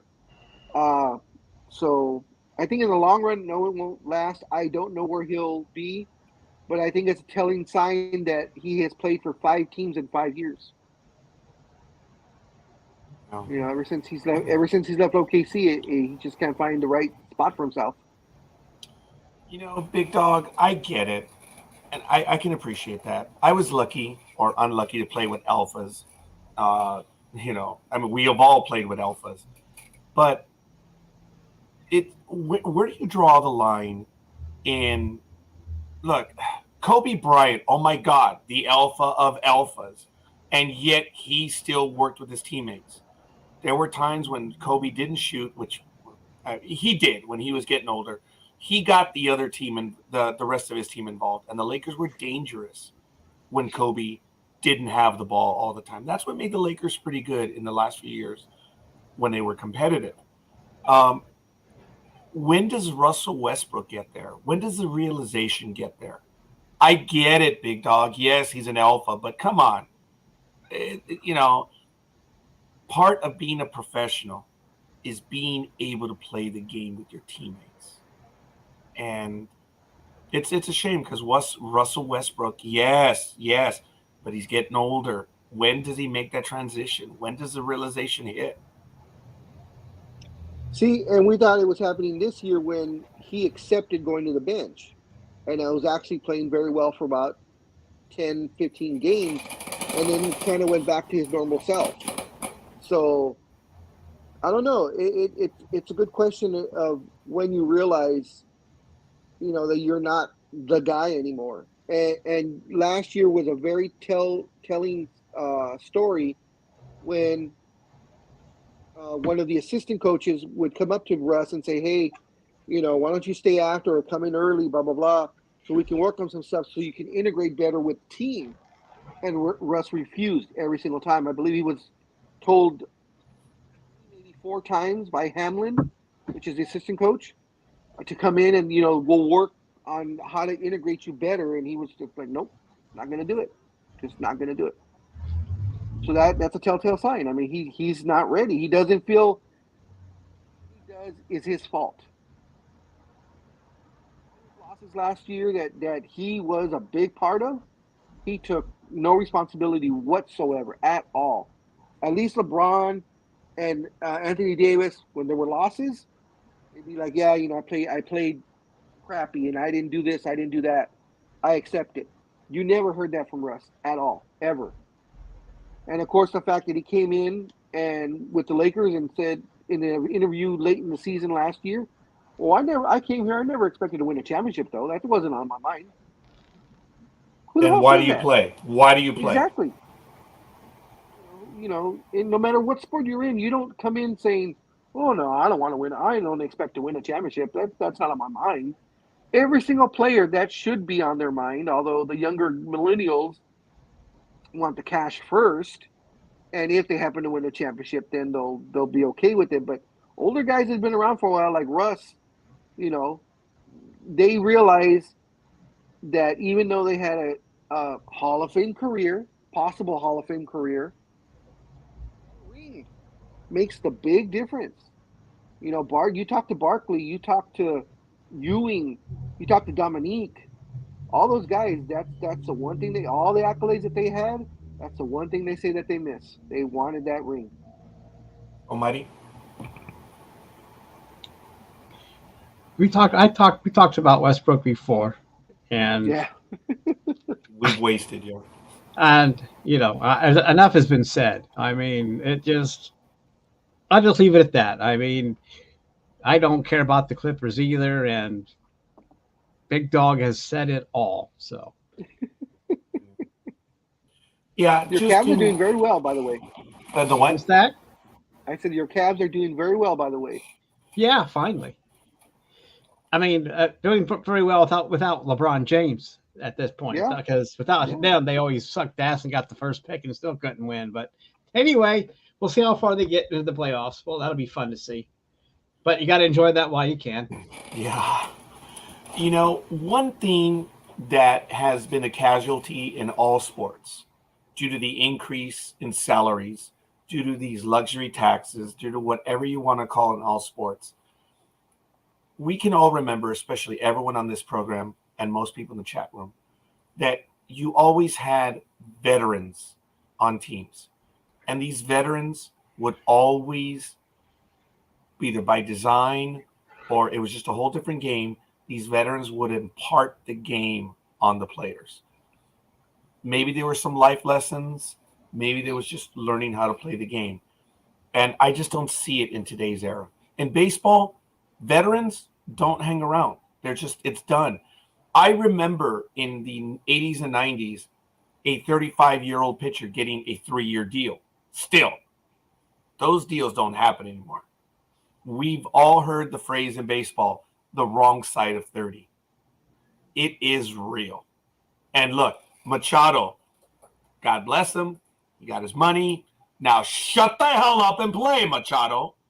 All right? So you got your money. You have your Quan. And I'm glad it's over. So good. Machado, you are, yeah, I'm not doing any of that. But I'm going to interrupt this one right now. Yeah, no, I wasn't. I was not. I think it was you and Big Dog. Yeah. Oh, well, Aisha. So right now, my crazy demented friends, I have to depart from my mom's. I hope you all have a great week. And Roger, I hope and trust everything goes okay for you today. I thank you, Aisha. Yes, I'm going to be bailing in about an hour because I'm going to have to go pick up my significant other, and I'm hoping she finally gets out. Folks, she's been hospitalized since December 4th. This is a big day for us. And you guys know we had the problems with StreamYard, so I was losing my mind. But look, the world is calming down because of all of you in the chat room and all of my co-hosts that are on with me.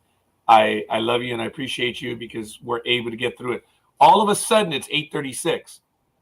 It's only an hour away where I'm finally going to be able to bring her home. I told you guys, my daughter was up all night cleaning the house. It brought a damn tear to my eye.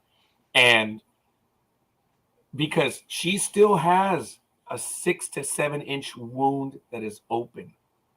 We're going to have the wound therapy for several months still. It's going to be difficult, but it's time that that woman comes home. And I can't wait to get out of here, but you guys are making it awesome this morning. I respect you. I admire you. And I love you all, folks. Everyone in the chat room. Aisha, say hi to your mom. Spend as much time as you can with her. And I'm glad you ordered the headphones and the mic, so you'll be joining us shortly. So thanks, Aisha. And Alicia, tell King Charles not to evict Megan and whoever the other guy is. Megan and Harry. Yeah, say hi. Let them stay home. Let them stay. Yep, say hi to King Charles and give him a high five from us. Yeah, they're being evicted from Frogmore House so that Andrew, the brother, can move in. So. And I was reading about or hearing about that. I guess Andrew does not want to move in there. No, he likes where he's at. Oh, get this. He doesn't want to move in there because it is a smaller place than where he's at right now. So, but I did also hear that his daughter has been living there. In that he should be happy that he's getting anything at all. Yeah, that's true. His daughter has been living there while the Royals have been here in America. So I guess when they left, he moved his daughter into it. Well, I think more like the daughter asked Megan and Harry if she could be there, and I think they accommodated. I didn't know that she was there though. That's kind of cool. But hey, it is what it is. I guess now the daughter's there. You have what is it? The rights of being there. What's that called? Homesteading or something? Or squatters' rights. Squatters' rights. Yeah. Squatters' rights. The daughter's there, so dad's moving in. Actually, that's older brother saying, "You got to go there now, you little." As Tanya said, he's lucky. He's lucky he's not out. So Roger, going back to when you said players passing on information, well, the most guilty person that I can think of was Brett Favre, because Rogers complained that Brett Favre would not tell him anything. just ignore him. But now Rogers is doing the same thing. Yeah, isn't it funny? So Favre started a dangerous precedent with Green Bay Packers so far because now Rogers is the dick and not Favre. But at least so far, Rogers hasn't shown his dick to anybody through a tweet. So that's cool. And also very good. And Rogers has not stolen. We can say stolen because this story doesn't end. That it was stolen because he was given money to do something and he didn't do it. So it's done. And he's taking all, folks, how do you get paid for a public program that gives money to kids? You're going to take money from it? Come on, dude. Come on. Stop it. Stop it, pendejo. I think I beat Tanya to that one. Oh, yeah. It's like, come on, dude. And you still haven't paid it back. It's like, come on. It turns out there's a lot more, and it keeps more and more keeps coming out, man. Look, there are dick players everywhere, but you always have veterans that hang on and show the kids how to play. Carlton Fisk famously had a cow with the Chicago White Sox because Deion Sanders did not run a ground ball out. Remember that? Deion Sanders was the Yankees, and the veteran called him out. Who does that today? He went over the mound. Like, oh, shut up, you morons. Shut up. Don't even know. It's just they're babies.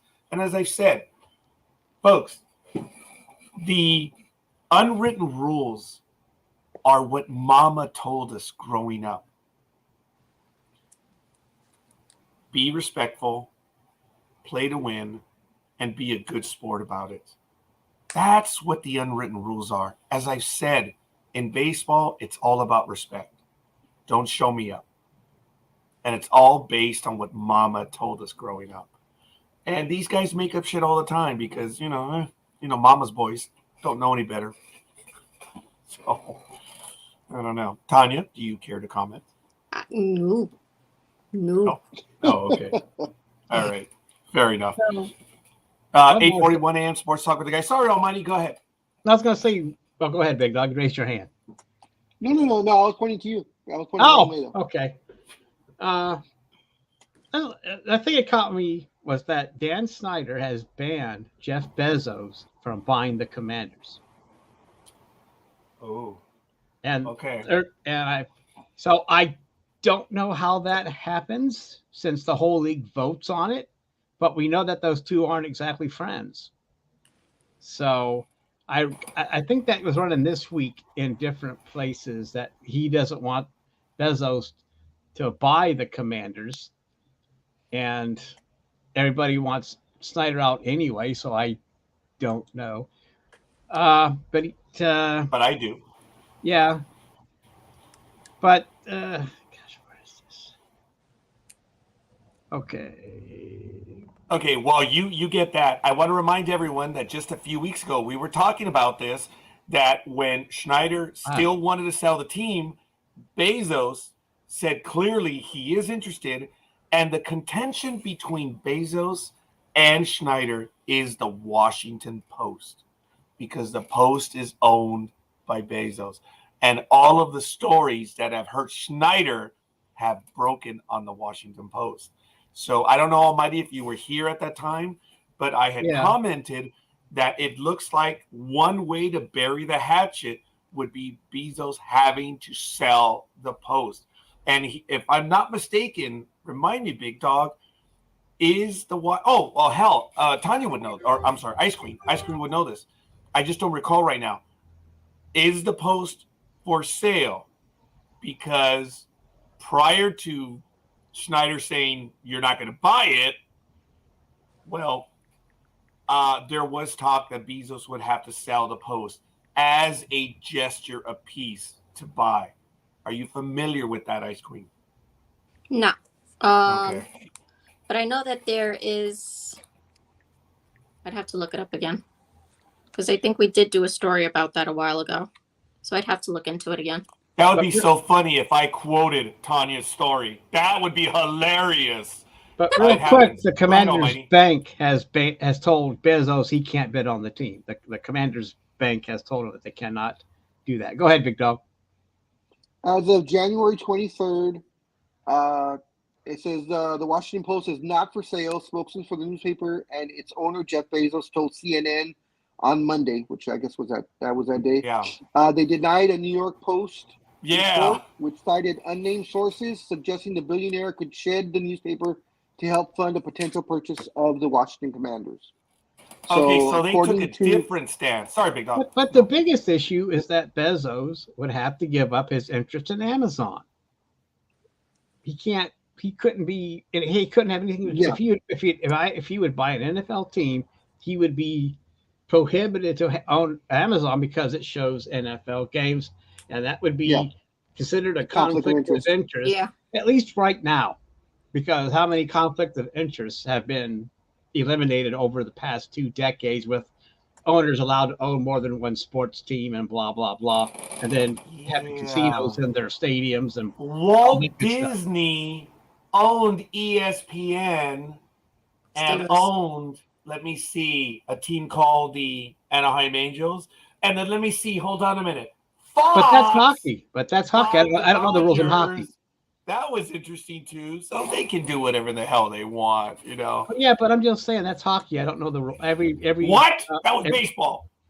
What is?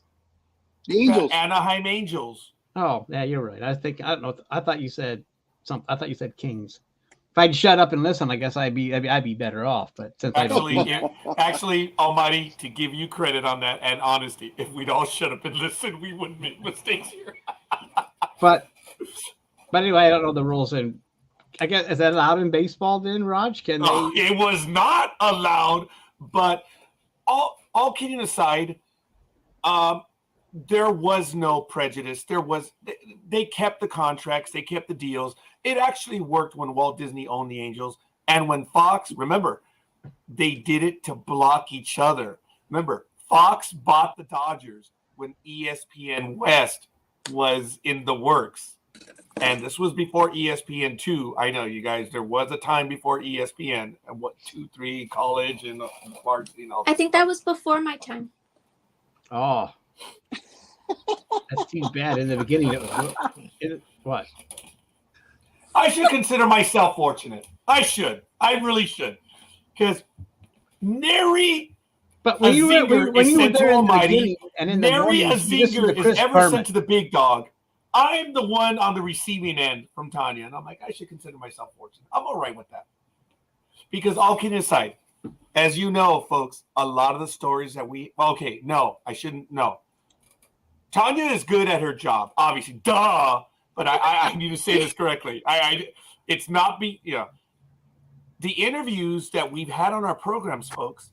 A lot of them were provided by Tanya, and folks, you've heard them as I played them on air, and we've had them. A lot of them have been provided by Tanya. Well, she had every year. She always remembered. She goes, "Hey, guy, you who live in the slum, I got a story for you." So all the stories that we've had over the last few years, as I've said, Tanya's provided that she's the one. So she always remembers us. She's always been very kind to us. So that's why when we've had some good interviews, it's because of her. So I obviously thank her for that. And we're always on the lookout. You're most welcome. Oh, hell yeah. We've taken advantage of those. So it's all good. Look, hey, it is what it is, folks. For Schneider, he can say who he wants to sell the team to. That's the ultimate bit of vanity. Yeah, he's the owner. He can sell to whoever he wants. I know he can't sell it to someone for a lower price because I know the NFL probably wouldn't agree to it. But if someone wants to pay whatever Bezos is offering, and he doesn't like Bezos, he won't sell it to him. Bezos could offer him $10 billion right now, and it will not happen.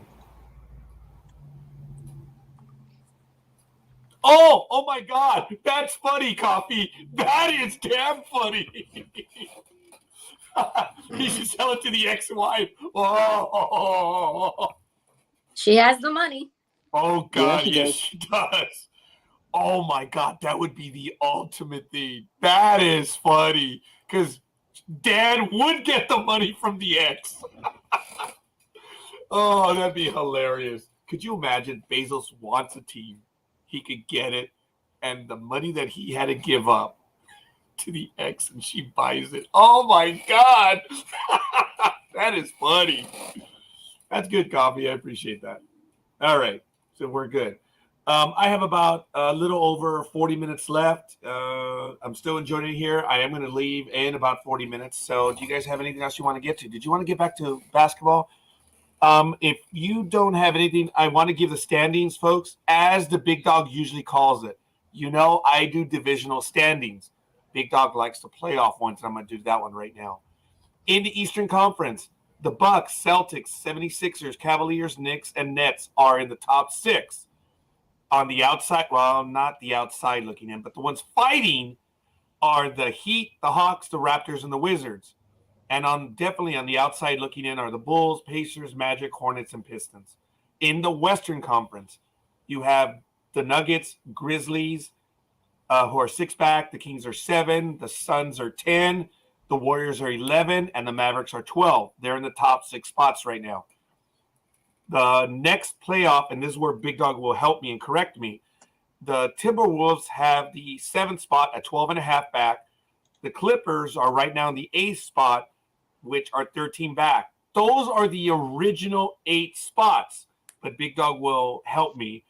Utah Jazz and the Pelicans are 14 back in the 9 and 10. And then right now, the Lakers, as the Big Dog said, are 1 game out at 15 back on the outside looking in.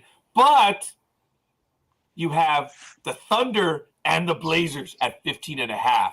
So we have a playoff run in the making. Big Dog, please clarify what I'm talking about, because it used to be 8 spots. There's a little bit more now. Yeah, it used to be 8 spots, and after the bubble championship, they decided to expand it to 10, to keep it at 10. So what it is the top 6 are guaranteed playoff spots. The 7th seed plays the 9th team in a 1-game playoff, and the 8. 8 plays 10, and the 2 winners of those 2 games then play each other. And now I'm trying to think. Yeah. 7 plays 9, 8 plays 10, and the winners are the 7th and 8th seeds. So technically, the 9th and 10th teams, if they beat the 7-8 teams, the 7-8 teams are now out of the playoffs, and the 9-10 can go in as a 7-8 spot. Yeah. And Big Dog, I know you're a purist. Your opinion. Uh-huh. Do you like that setup? Not really. I mean, like you said, I'm a purist. To have a 1-game playoff for those final 2 spots. I mean, you fight all year long to get to those top 8, so you can get to the playoff. It comes down to 1 game. And it comes down to 1 game that if you have a bad game or whatever, you're out. So it makes it more exciting. I will give it that, and that's exactly what the NBA wanted, to make it exciting, to have those fringe teams that can say during the regular season, oh, if we would have won that 1 game, or that this or that. So, I guess. I appreciate that, Coffee. I knew there was activity. I didn't think there was that much activity. Coffee, there was a ton of activity. I'm lazy. Could you direct me, Coffee, as you always used to? Could you give me a link so I could go on all the trades and take a look at some of those right now? Almighty, Ice Queen, any comments on that right now in the NBA? None. Okay. Are Almighty? you an NBA fan? Oh, she is. Oh, yeah. That's what I thought so. I thought that you weren't. No. I only comment on the stupidity of the NBA. So you are a fan. So now that Kyrie Irving is gone, you have nothing to talk about. No, it's so sad. And I'm sure he'll do something stupid for me to comment on. Oh, Okay. yeah. Folks, think about what Tanya just said right now about the stupid stuff. Remember, over the years, I've said, God, these guys are so damn stupid. I don't know why they're doing this stuff. Oh, wait a minute. But without these idiots, we wouldn't exist. Yes, we wouldn't exist. So as much as we damn them and make fun of them, without them, we wouldn't exist. And damn, lo and behold, coffee has it right there, folks. So all kidding aside, I do appreciate that. I'm going to take a look at that right now at tsn.ca. Oh, it must be Canadian. If you want to take a look at some of the stuff right now, I'm going to be doing it myself. And folks, not to put not to put a too soft a point on this. As you know, Aisha updates us. Coffee updates us with either it's soccer or other events. We do appreciate it. We try to put it up on the screen. So if you have a particular sport that you want to share with us, oh, gee, Curtis, you could all help out on the program and submit stuff. Hey, Jay, as a personal comment, and this is only to Jay, I'm not going to say anything else because it's inappropriate. But Jay, remember our coworker Nick? Nick didn't know who Arthur Ashe was.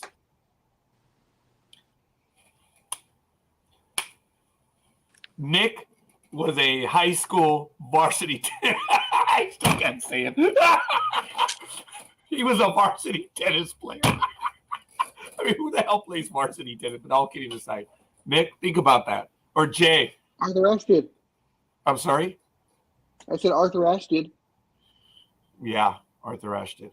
And, folks, I'm going to go on a massive tangent right now.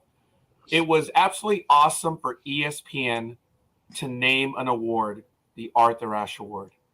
And it was about dignity. If there was anyone that had dignity, it was Arthur Ashe. He is someone that I respect and admire. Okay? Yes. And I lost all respect for ESPN. I've told this story. It still angers me a great deal. I'm going to find the story because I forgot the young lady's name. She was 18. She was a basketball player. She had contracted a certain type of cancer. Brain cancer, I believe. She was going to die, and she knew it. And yet she was still working what little days she had left to get the word out because she said there will be a cure for this one day, but not for me. And she worked fundraisers. She got out there on the internet. She went everywhere to get the awareness out for this cancer. And her ray d'etre was to be able to play basketball. And I'm sorry I'm getting teary-eyed because I remember this vividly. She finally got into a college game. She could barely walk. Big Dog knows this story. Yep. And she got in the game. They passed the ball to her. The opposing team, they pretended to block her. They didn't just hold up. She drove for the basket. She did the layup, and she scored. It was an emotional moment for both sides, and she went back to the bench because she couldn't play anymore. She was done. She was physically no longer able to do it. She got in a game. It was an incredible moment. Within months, this young lady, she was either 18 or 19, she did pass away. ESPN had nominated her for the Arthur Ashe Award for courage and dignity. And I will damn ESPN forever because you know who they gave the award to that year. And at that moment, I was done with the ESPYs. I was done with everything because it was fake. It was false. That young lady, you wanted courage? You wanted dignity? She's the one that should have won that year. You guys all know who won. Fuck ESPN. That's when I knew it was bullshit. Courage, because you went from being a man to a woman. That's courage. Courage is knowing that you're going to die and your day is coming. And what do? You live your life for others. What did it do? It lived its life for itself. Fuck you, ESPN. The Arthur Ashe Award. Arthur Ashe is rolling in the grave every time that award is given. Just to Thank you, Big Dog. her name is Lauren Hill, or was Lauren Hill. You want to see courage? You look up the name Lauren Hill. That is the world got dumber that day when she passed away. Yeah, she was only 19. Yeah, I thought she was. She was a beautiful soul, courageous, and ESPN chose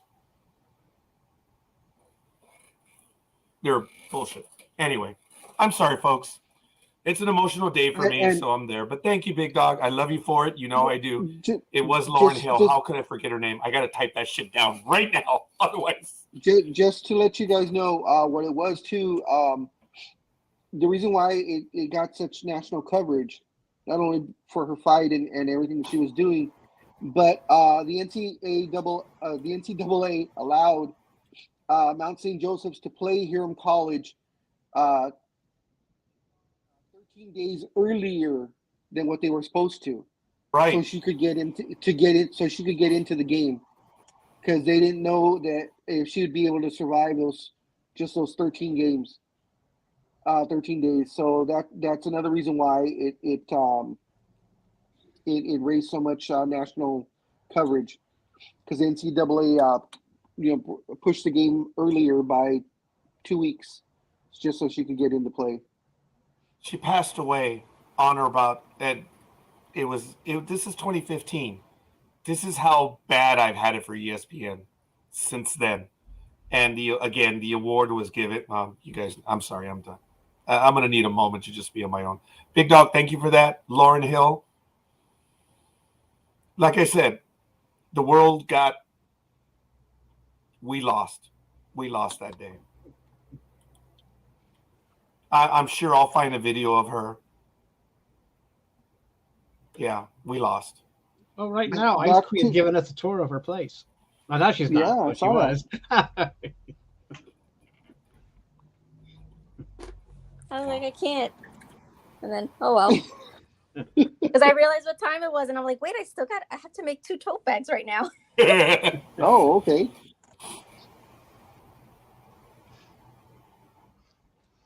I'd forgotten about that, Big Dog. I remember that they did. Yeah. They broke every rule to let her play. They did. But no one gave a damn. Because I'm a rules guy, and I'm glad that they did it. I remember that day that she played. God. So back to your original comment. So you had a coworker that did not know who Arthur Ashe was? Yeah. And he was a varsity. That's like saying, oh yeah, I'm a varsity baseball player and I have no idea who Babe Ruth is. Yeah. You know? Yeah. He's a good kid. I let him have it, and I made him look it up, and he was like, oh, okay. And he's a good kid. He just didn't know, and he knows who he is now, which is really cool. So, especially in New York, since they have the Arthur Ashe Stadium where they play, the U.S. Open. I mean, did he ever wonder why they call it the Arthur Ashe Stadium? I'm not going to make any fun of him anymore. So, oh, by the way, Roger, go ahead. Just so you're aware, Arthur Ashe Stadium is in Queens.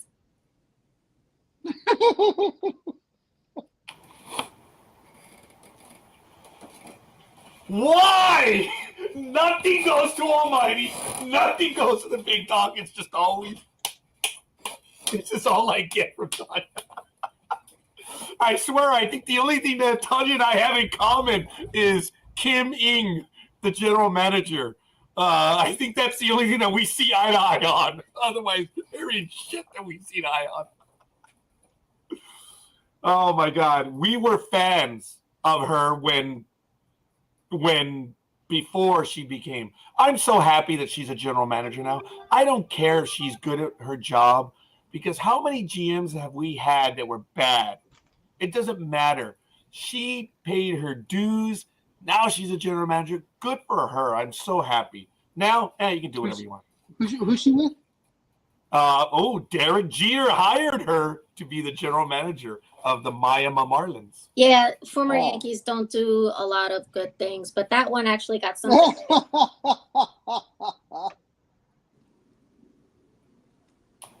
Oh, I'm sorry. Did I say that out loud? I didn't hear Oops, anything. I thought just my happened mic. to laugh I out thought my loud. mic was muted. I forgot to. Here, I'll mute it for you now.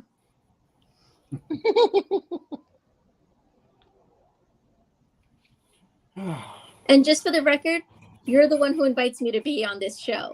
So. All right. And the invite is open. It's not even an invite, Tanya. It's you're in as much as you want to be in. So it's all good, folks. I think I have found some videos. I'm going to get to that. But if anyone else has a story, I went to the Big Dog. Almighty, do you have something you want to get to right now? Because I'm going to revisit that story in a little bit. Real quick, since Please. we were talking about the hockey. Yes. And the Bruins break long-standing NHL record en route of Sabres. They are the fastest team to get to 100 points. And they broke the record held by the Montreal Canadiens set in 1976 and 1977. Wow. So, the Bruins have broken. I got there the 100 points in the fastest time. I know that the record was very impressive, but they did break that record. So that was a record I think that was set this week. So what does it tell me what the record is? But anyway, that was they got to 100. The record is 48, 8, and 5, and they have 101 points for the year in just 61 games, and that's the fastest in the NHL. NHL team has been able to reach 100 points in a single season. So they did. So congratulations to the Boston Bruins, I guess, for setting a new NHL record. So anyone have any comment on that achievement? Coffee did in the chat room already. He said they did it by one game. See, I don't pay attention. Oh, ha, ha, ha. No, it was a good comment. Go ahead, Big Dog. I'm sorry. I didn't realize I'd blocked you out. I said my comment. I'm not going to repeat it because Tanya's here and I don't want to but I did anyways. Because Tanya's here, you're not going to repeat it? Okay, fuck Boston. Well, now you're going to have to. He just did. Damn it. He's a swear word, Tanya. Oh. Instead of mother trucker, it was just trucker. Well, or truck Boston. There you go. Truck Boston, right? I mean, sometimes you just gotta. It was good. Folks, here we go. This is going to be one of the last things I do. I'm going to go to the video right now. I'm going to thank USA Today right now because I know they're not going to be happy about it, but I don't care. We're going to get to it right now. Lauryn Hill. This is what happened.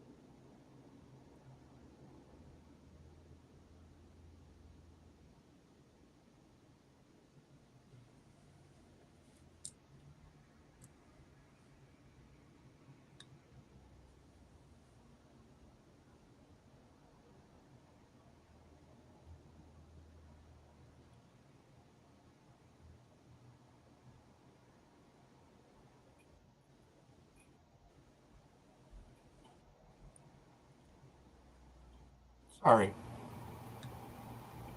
It's one of the better videos I'd ever seen, and that's one that I keep, and I'm going to make sure.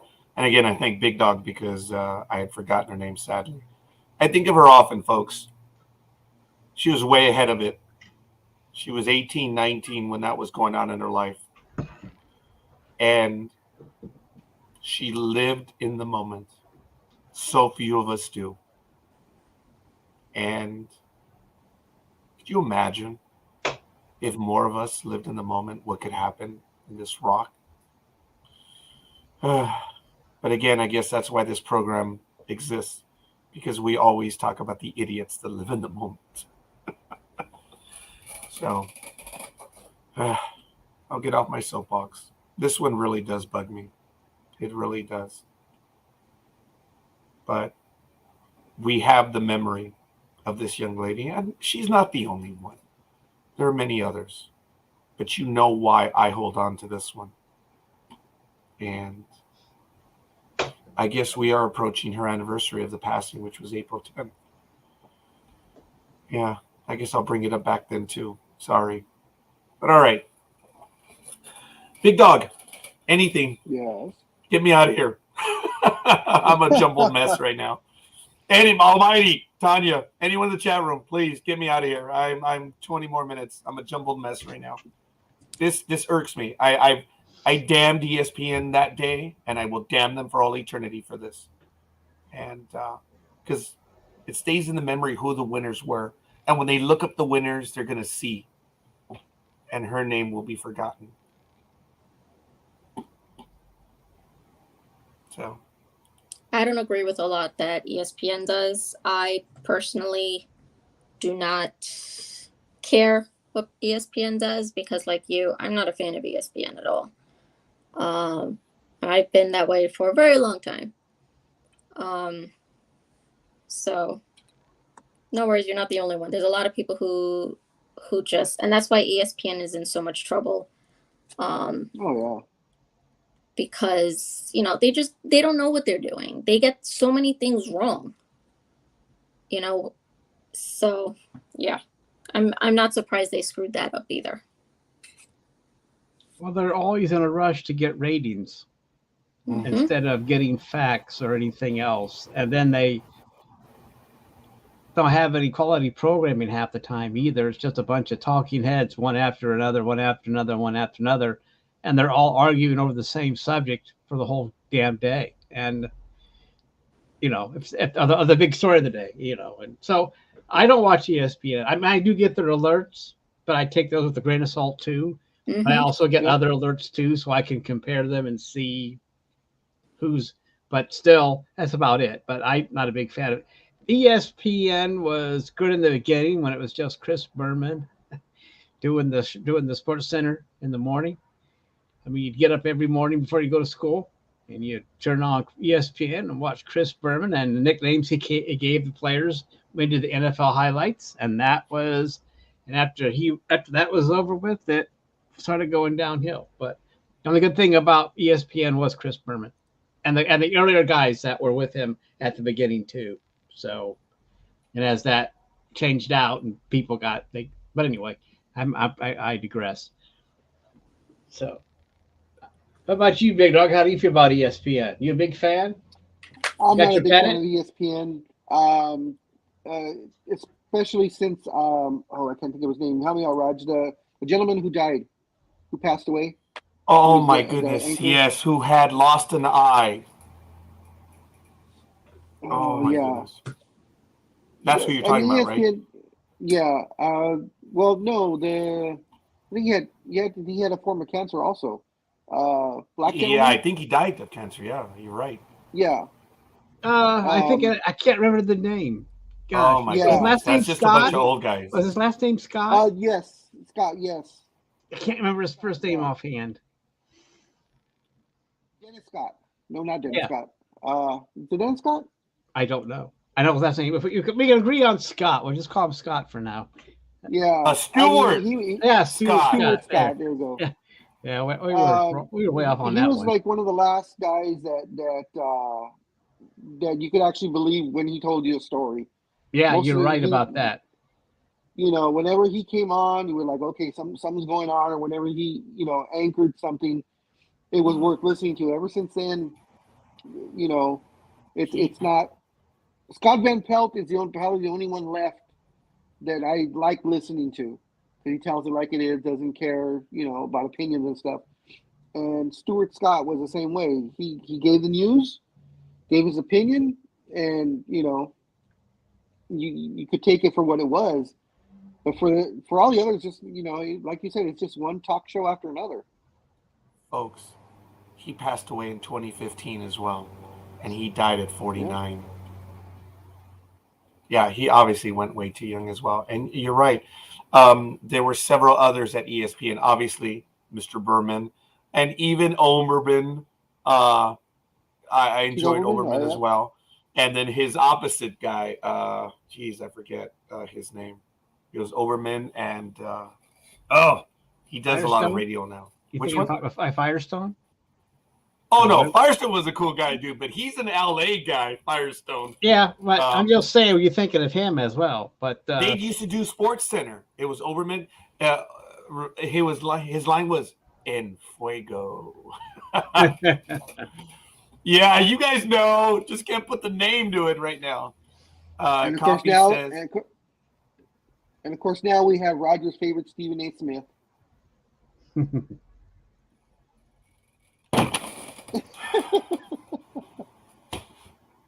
Well, it's been Tanya all day. Now it's Big Dawg.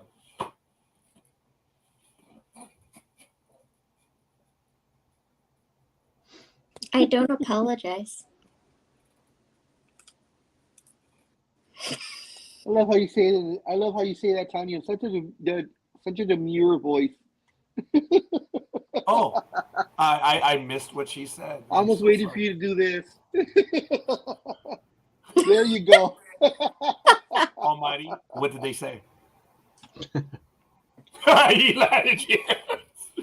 By the way, Coffee, I know that you always support us, and I think we just missed your post when you had said Stuart Scott as well. I'm sure he gave us the name before we figured it out. Coffee's always been supporting us in the chat room. Yeah, I'm just writing on it. Guys, I'm starting to get antsy in a good way. I'm starting to get excited, and I ask you to forgive me. It's 9:16 a.m. I'm going to I got to go. Look, you know the issues that she and I have had, but that woman, she needs to come home, and I just can't wait anymore. It's 9:17. I'm going to ask for my co-host to continue. I have reason to go, and it's been an emotion. I've been up all night, folks. I got to get there. Big Dawg, go ahead. I was going to say, I'm pretty much done with sports-wise, and I know Tanya's busy. I don't know if Almighty had more to talk about, because we could just end the show now. The only thing I was going to mention was that Irv Cross did die from CTE. Oh, so, he did, huh? Yeah, and he died in December of 21, and he was a defensive player for the Eagles for 14 years? Is that right? I think so, yeah. 12, 14 years right in there. Yeah, so he had a long career, and he had stage 4, and so I guess that was he did, but 14 years back in the day where they didn't wear hardly any equipment with padding, because he played mostly. Go ahead, Big Dawg. I was gonna say it's a sad thing that with all the advances that we've had in the medical field all these past decade or so, they still can't figure out CTE until you die, and they open it up and look at your brain. It's hard to believe that they still can't figure out a way to see, of it accelerating to that point, that they can find out beforehand. Yeah. And one more thing, he was also the first African American to be a sportscaster, and for CBS or for any network. He was the first one. Was damn good at it too. And he was, because he did that. He did that NFL show with Jimmy the Geek, didn't he, for a while, or at least with Musburger. So I mean, Jimmy the Greek. I remember Jimmy the Greek. Yeah, before he opened his mouth and got himself in trouble. Yeah. Oh my God, cancel culture would have killed him. So they did a good job back then. Yeah, that's true, but that was before all the. But anyway, The I don't, hyper but social. anyway, yeah. he was good at it, and I like listening to him as well. So I mean, I'm just saying he was the first African American to be a sportscaster on a major network. Yeah, the results are in. As you know, folks, he was diagnosed with a mild form of dementia in 2018. He suspected that the condition, along with his headaches, the neck pain, and backaches, was a result of chronic traumatic encephalopathy, otherwise known as CTE, caused by the concussions that he had suffered during his playing career. He did arrange for his brain to be donated to the Boston University CTE Center after his death. And now, thank you, it has been confirmed that he had it. As you know, he did pass away on February 28th, 2021 at age 81. He was at hospice in North Oaks, Minnesota, near his home in Roseville.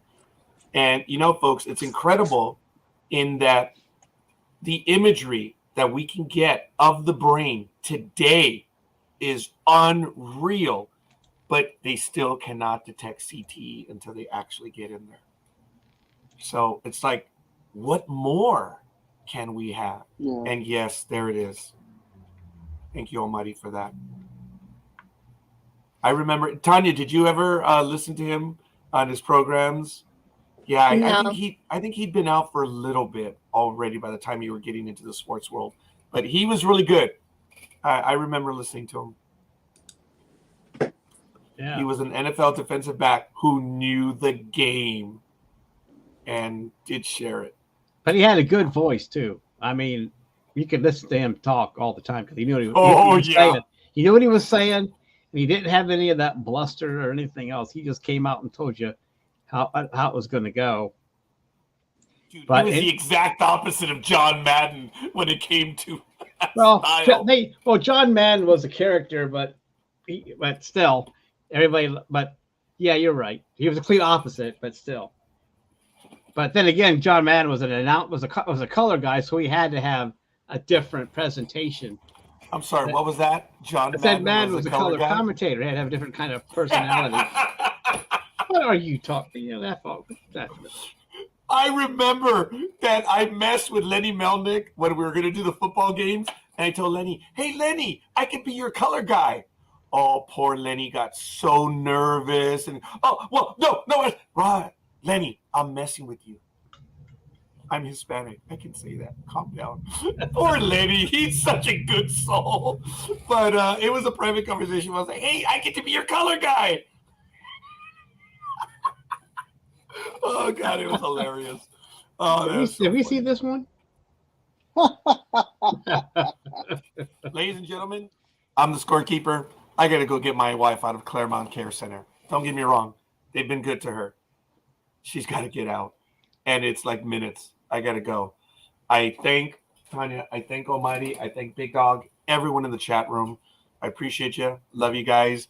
I'm going to go now. If they want to finish up the program, I'm going to let them do it on their terms. But I'm eternally grateful. Did you want to keep going, Almighty, or because I'm pretty much done? I am too, unless you want to go over some wrestling real quick. But other than that, I'm finished. Nah, it's not the same without Speedy. Yeah, it's not. You're right. Without Speedy's input, you might as well give it up. Yeah.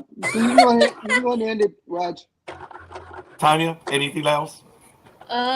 No, I got nothing this time. I think I said everything I had to say. Yeah, there's no doubt about that. It's good. Well, I'd like to thank everybody for joining us and listening in, and I'd like to thank Tanya for showing up too. It's always a pleasure having her on the show, especially to put Roger in his place. So let's move on. I'm just kidding, Big Dog, for crying out loud. Anytime. Me? I don't mind. Yeah. And he apologizes to the Big Dog. Whatever. Ladies and gentlemen, Sports Talk with the guys. Thank you. We're going to be on next week. Don't forget, at 11 a.m. Pacific time on Friday, we're interviewing Dean Devlin. You know him, the Patriot, Independence Day, and his newest program, which is on the Sci-Fi Channel right now, The Ark. We interviewed one of the individuals from the program yesterday, so we're continuing with The Ark. And it's really good stuff. But Dean Devlin, writer, producer, will be on with us next Friday at 11 a.m. Pacific time. If any of my co-hosts care to join me for that interview, they're more than welcome. But it's all good. I want to thank Michael Dave for setting that one up. As we said, he contacted Dean Devlin, and within an hour, he said, I'm available on this. He wanted to do the program. Dean Devlin's a real cool guy. I can't wait to do that. Second time he's going to be on with us here on NDB Media. But for Tanya Mercado, the Ice Queen, Peter Gama, the Big Dog, and Richard Sullivan Almighty, I am Roger Noriega, the Scorekeeper. Thanks, guys. We will have the professionals on Monday night at 6 p.m. So if you want to join us, we're going to have 3-4 topics, which we hit hard on. Professionals will be on this Monday night at 6 p.m. Pacific time. We'll see you guys. Big Dog, take us away, please. All right, guys, enjoy your weekend. Be safe. Don't drink and drive. If you're going to drink, don't drive. Call Uber. Call a Lyft. Call a friend. Call somebody. Just don't get behind the wheel. All right, guys, take care.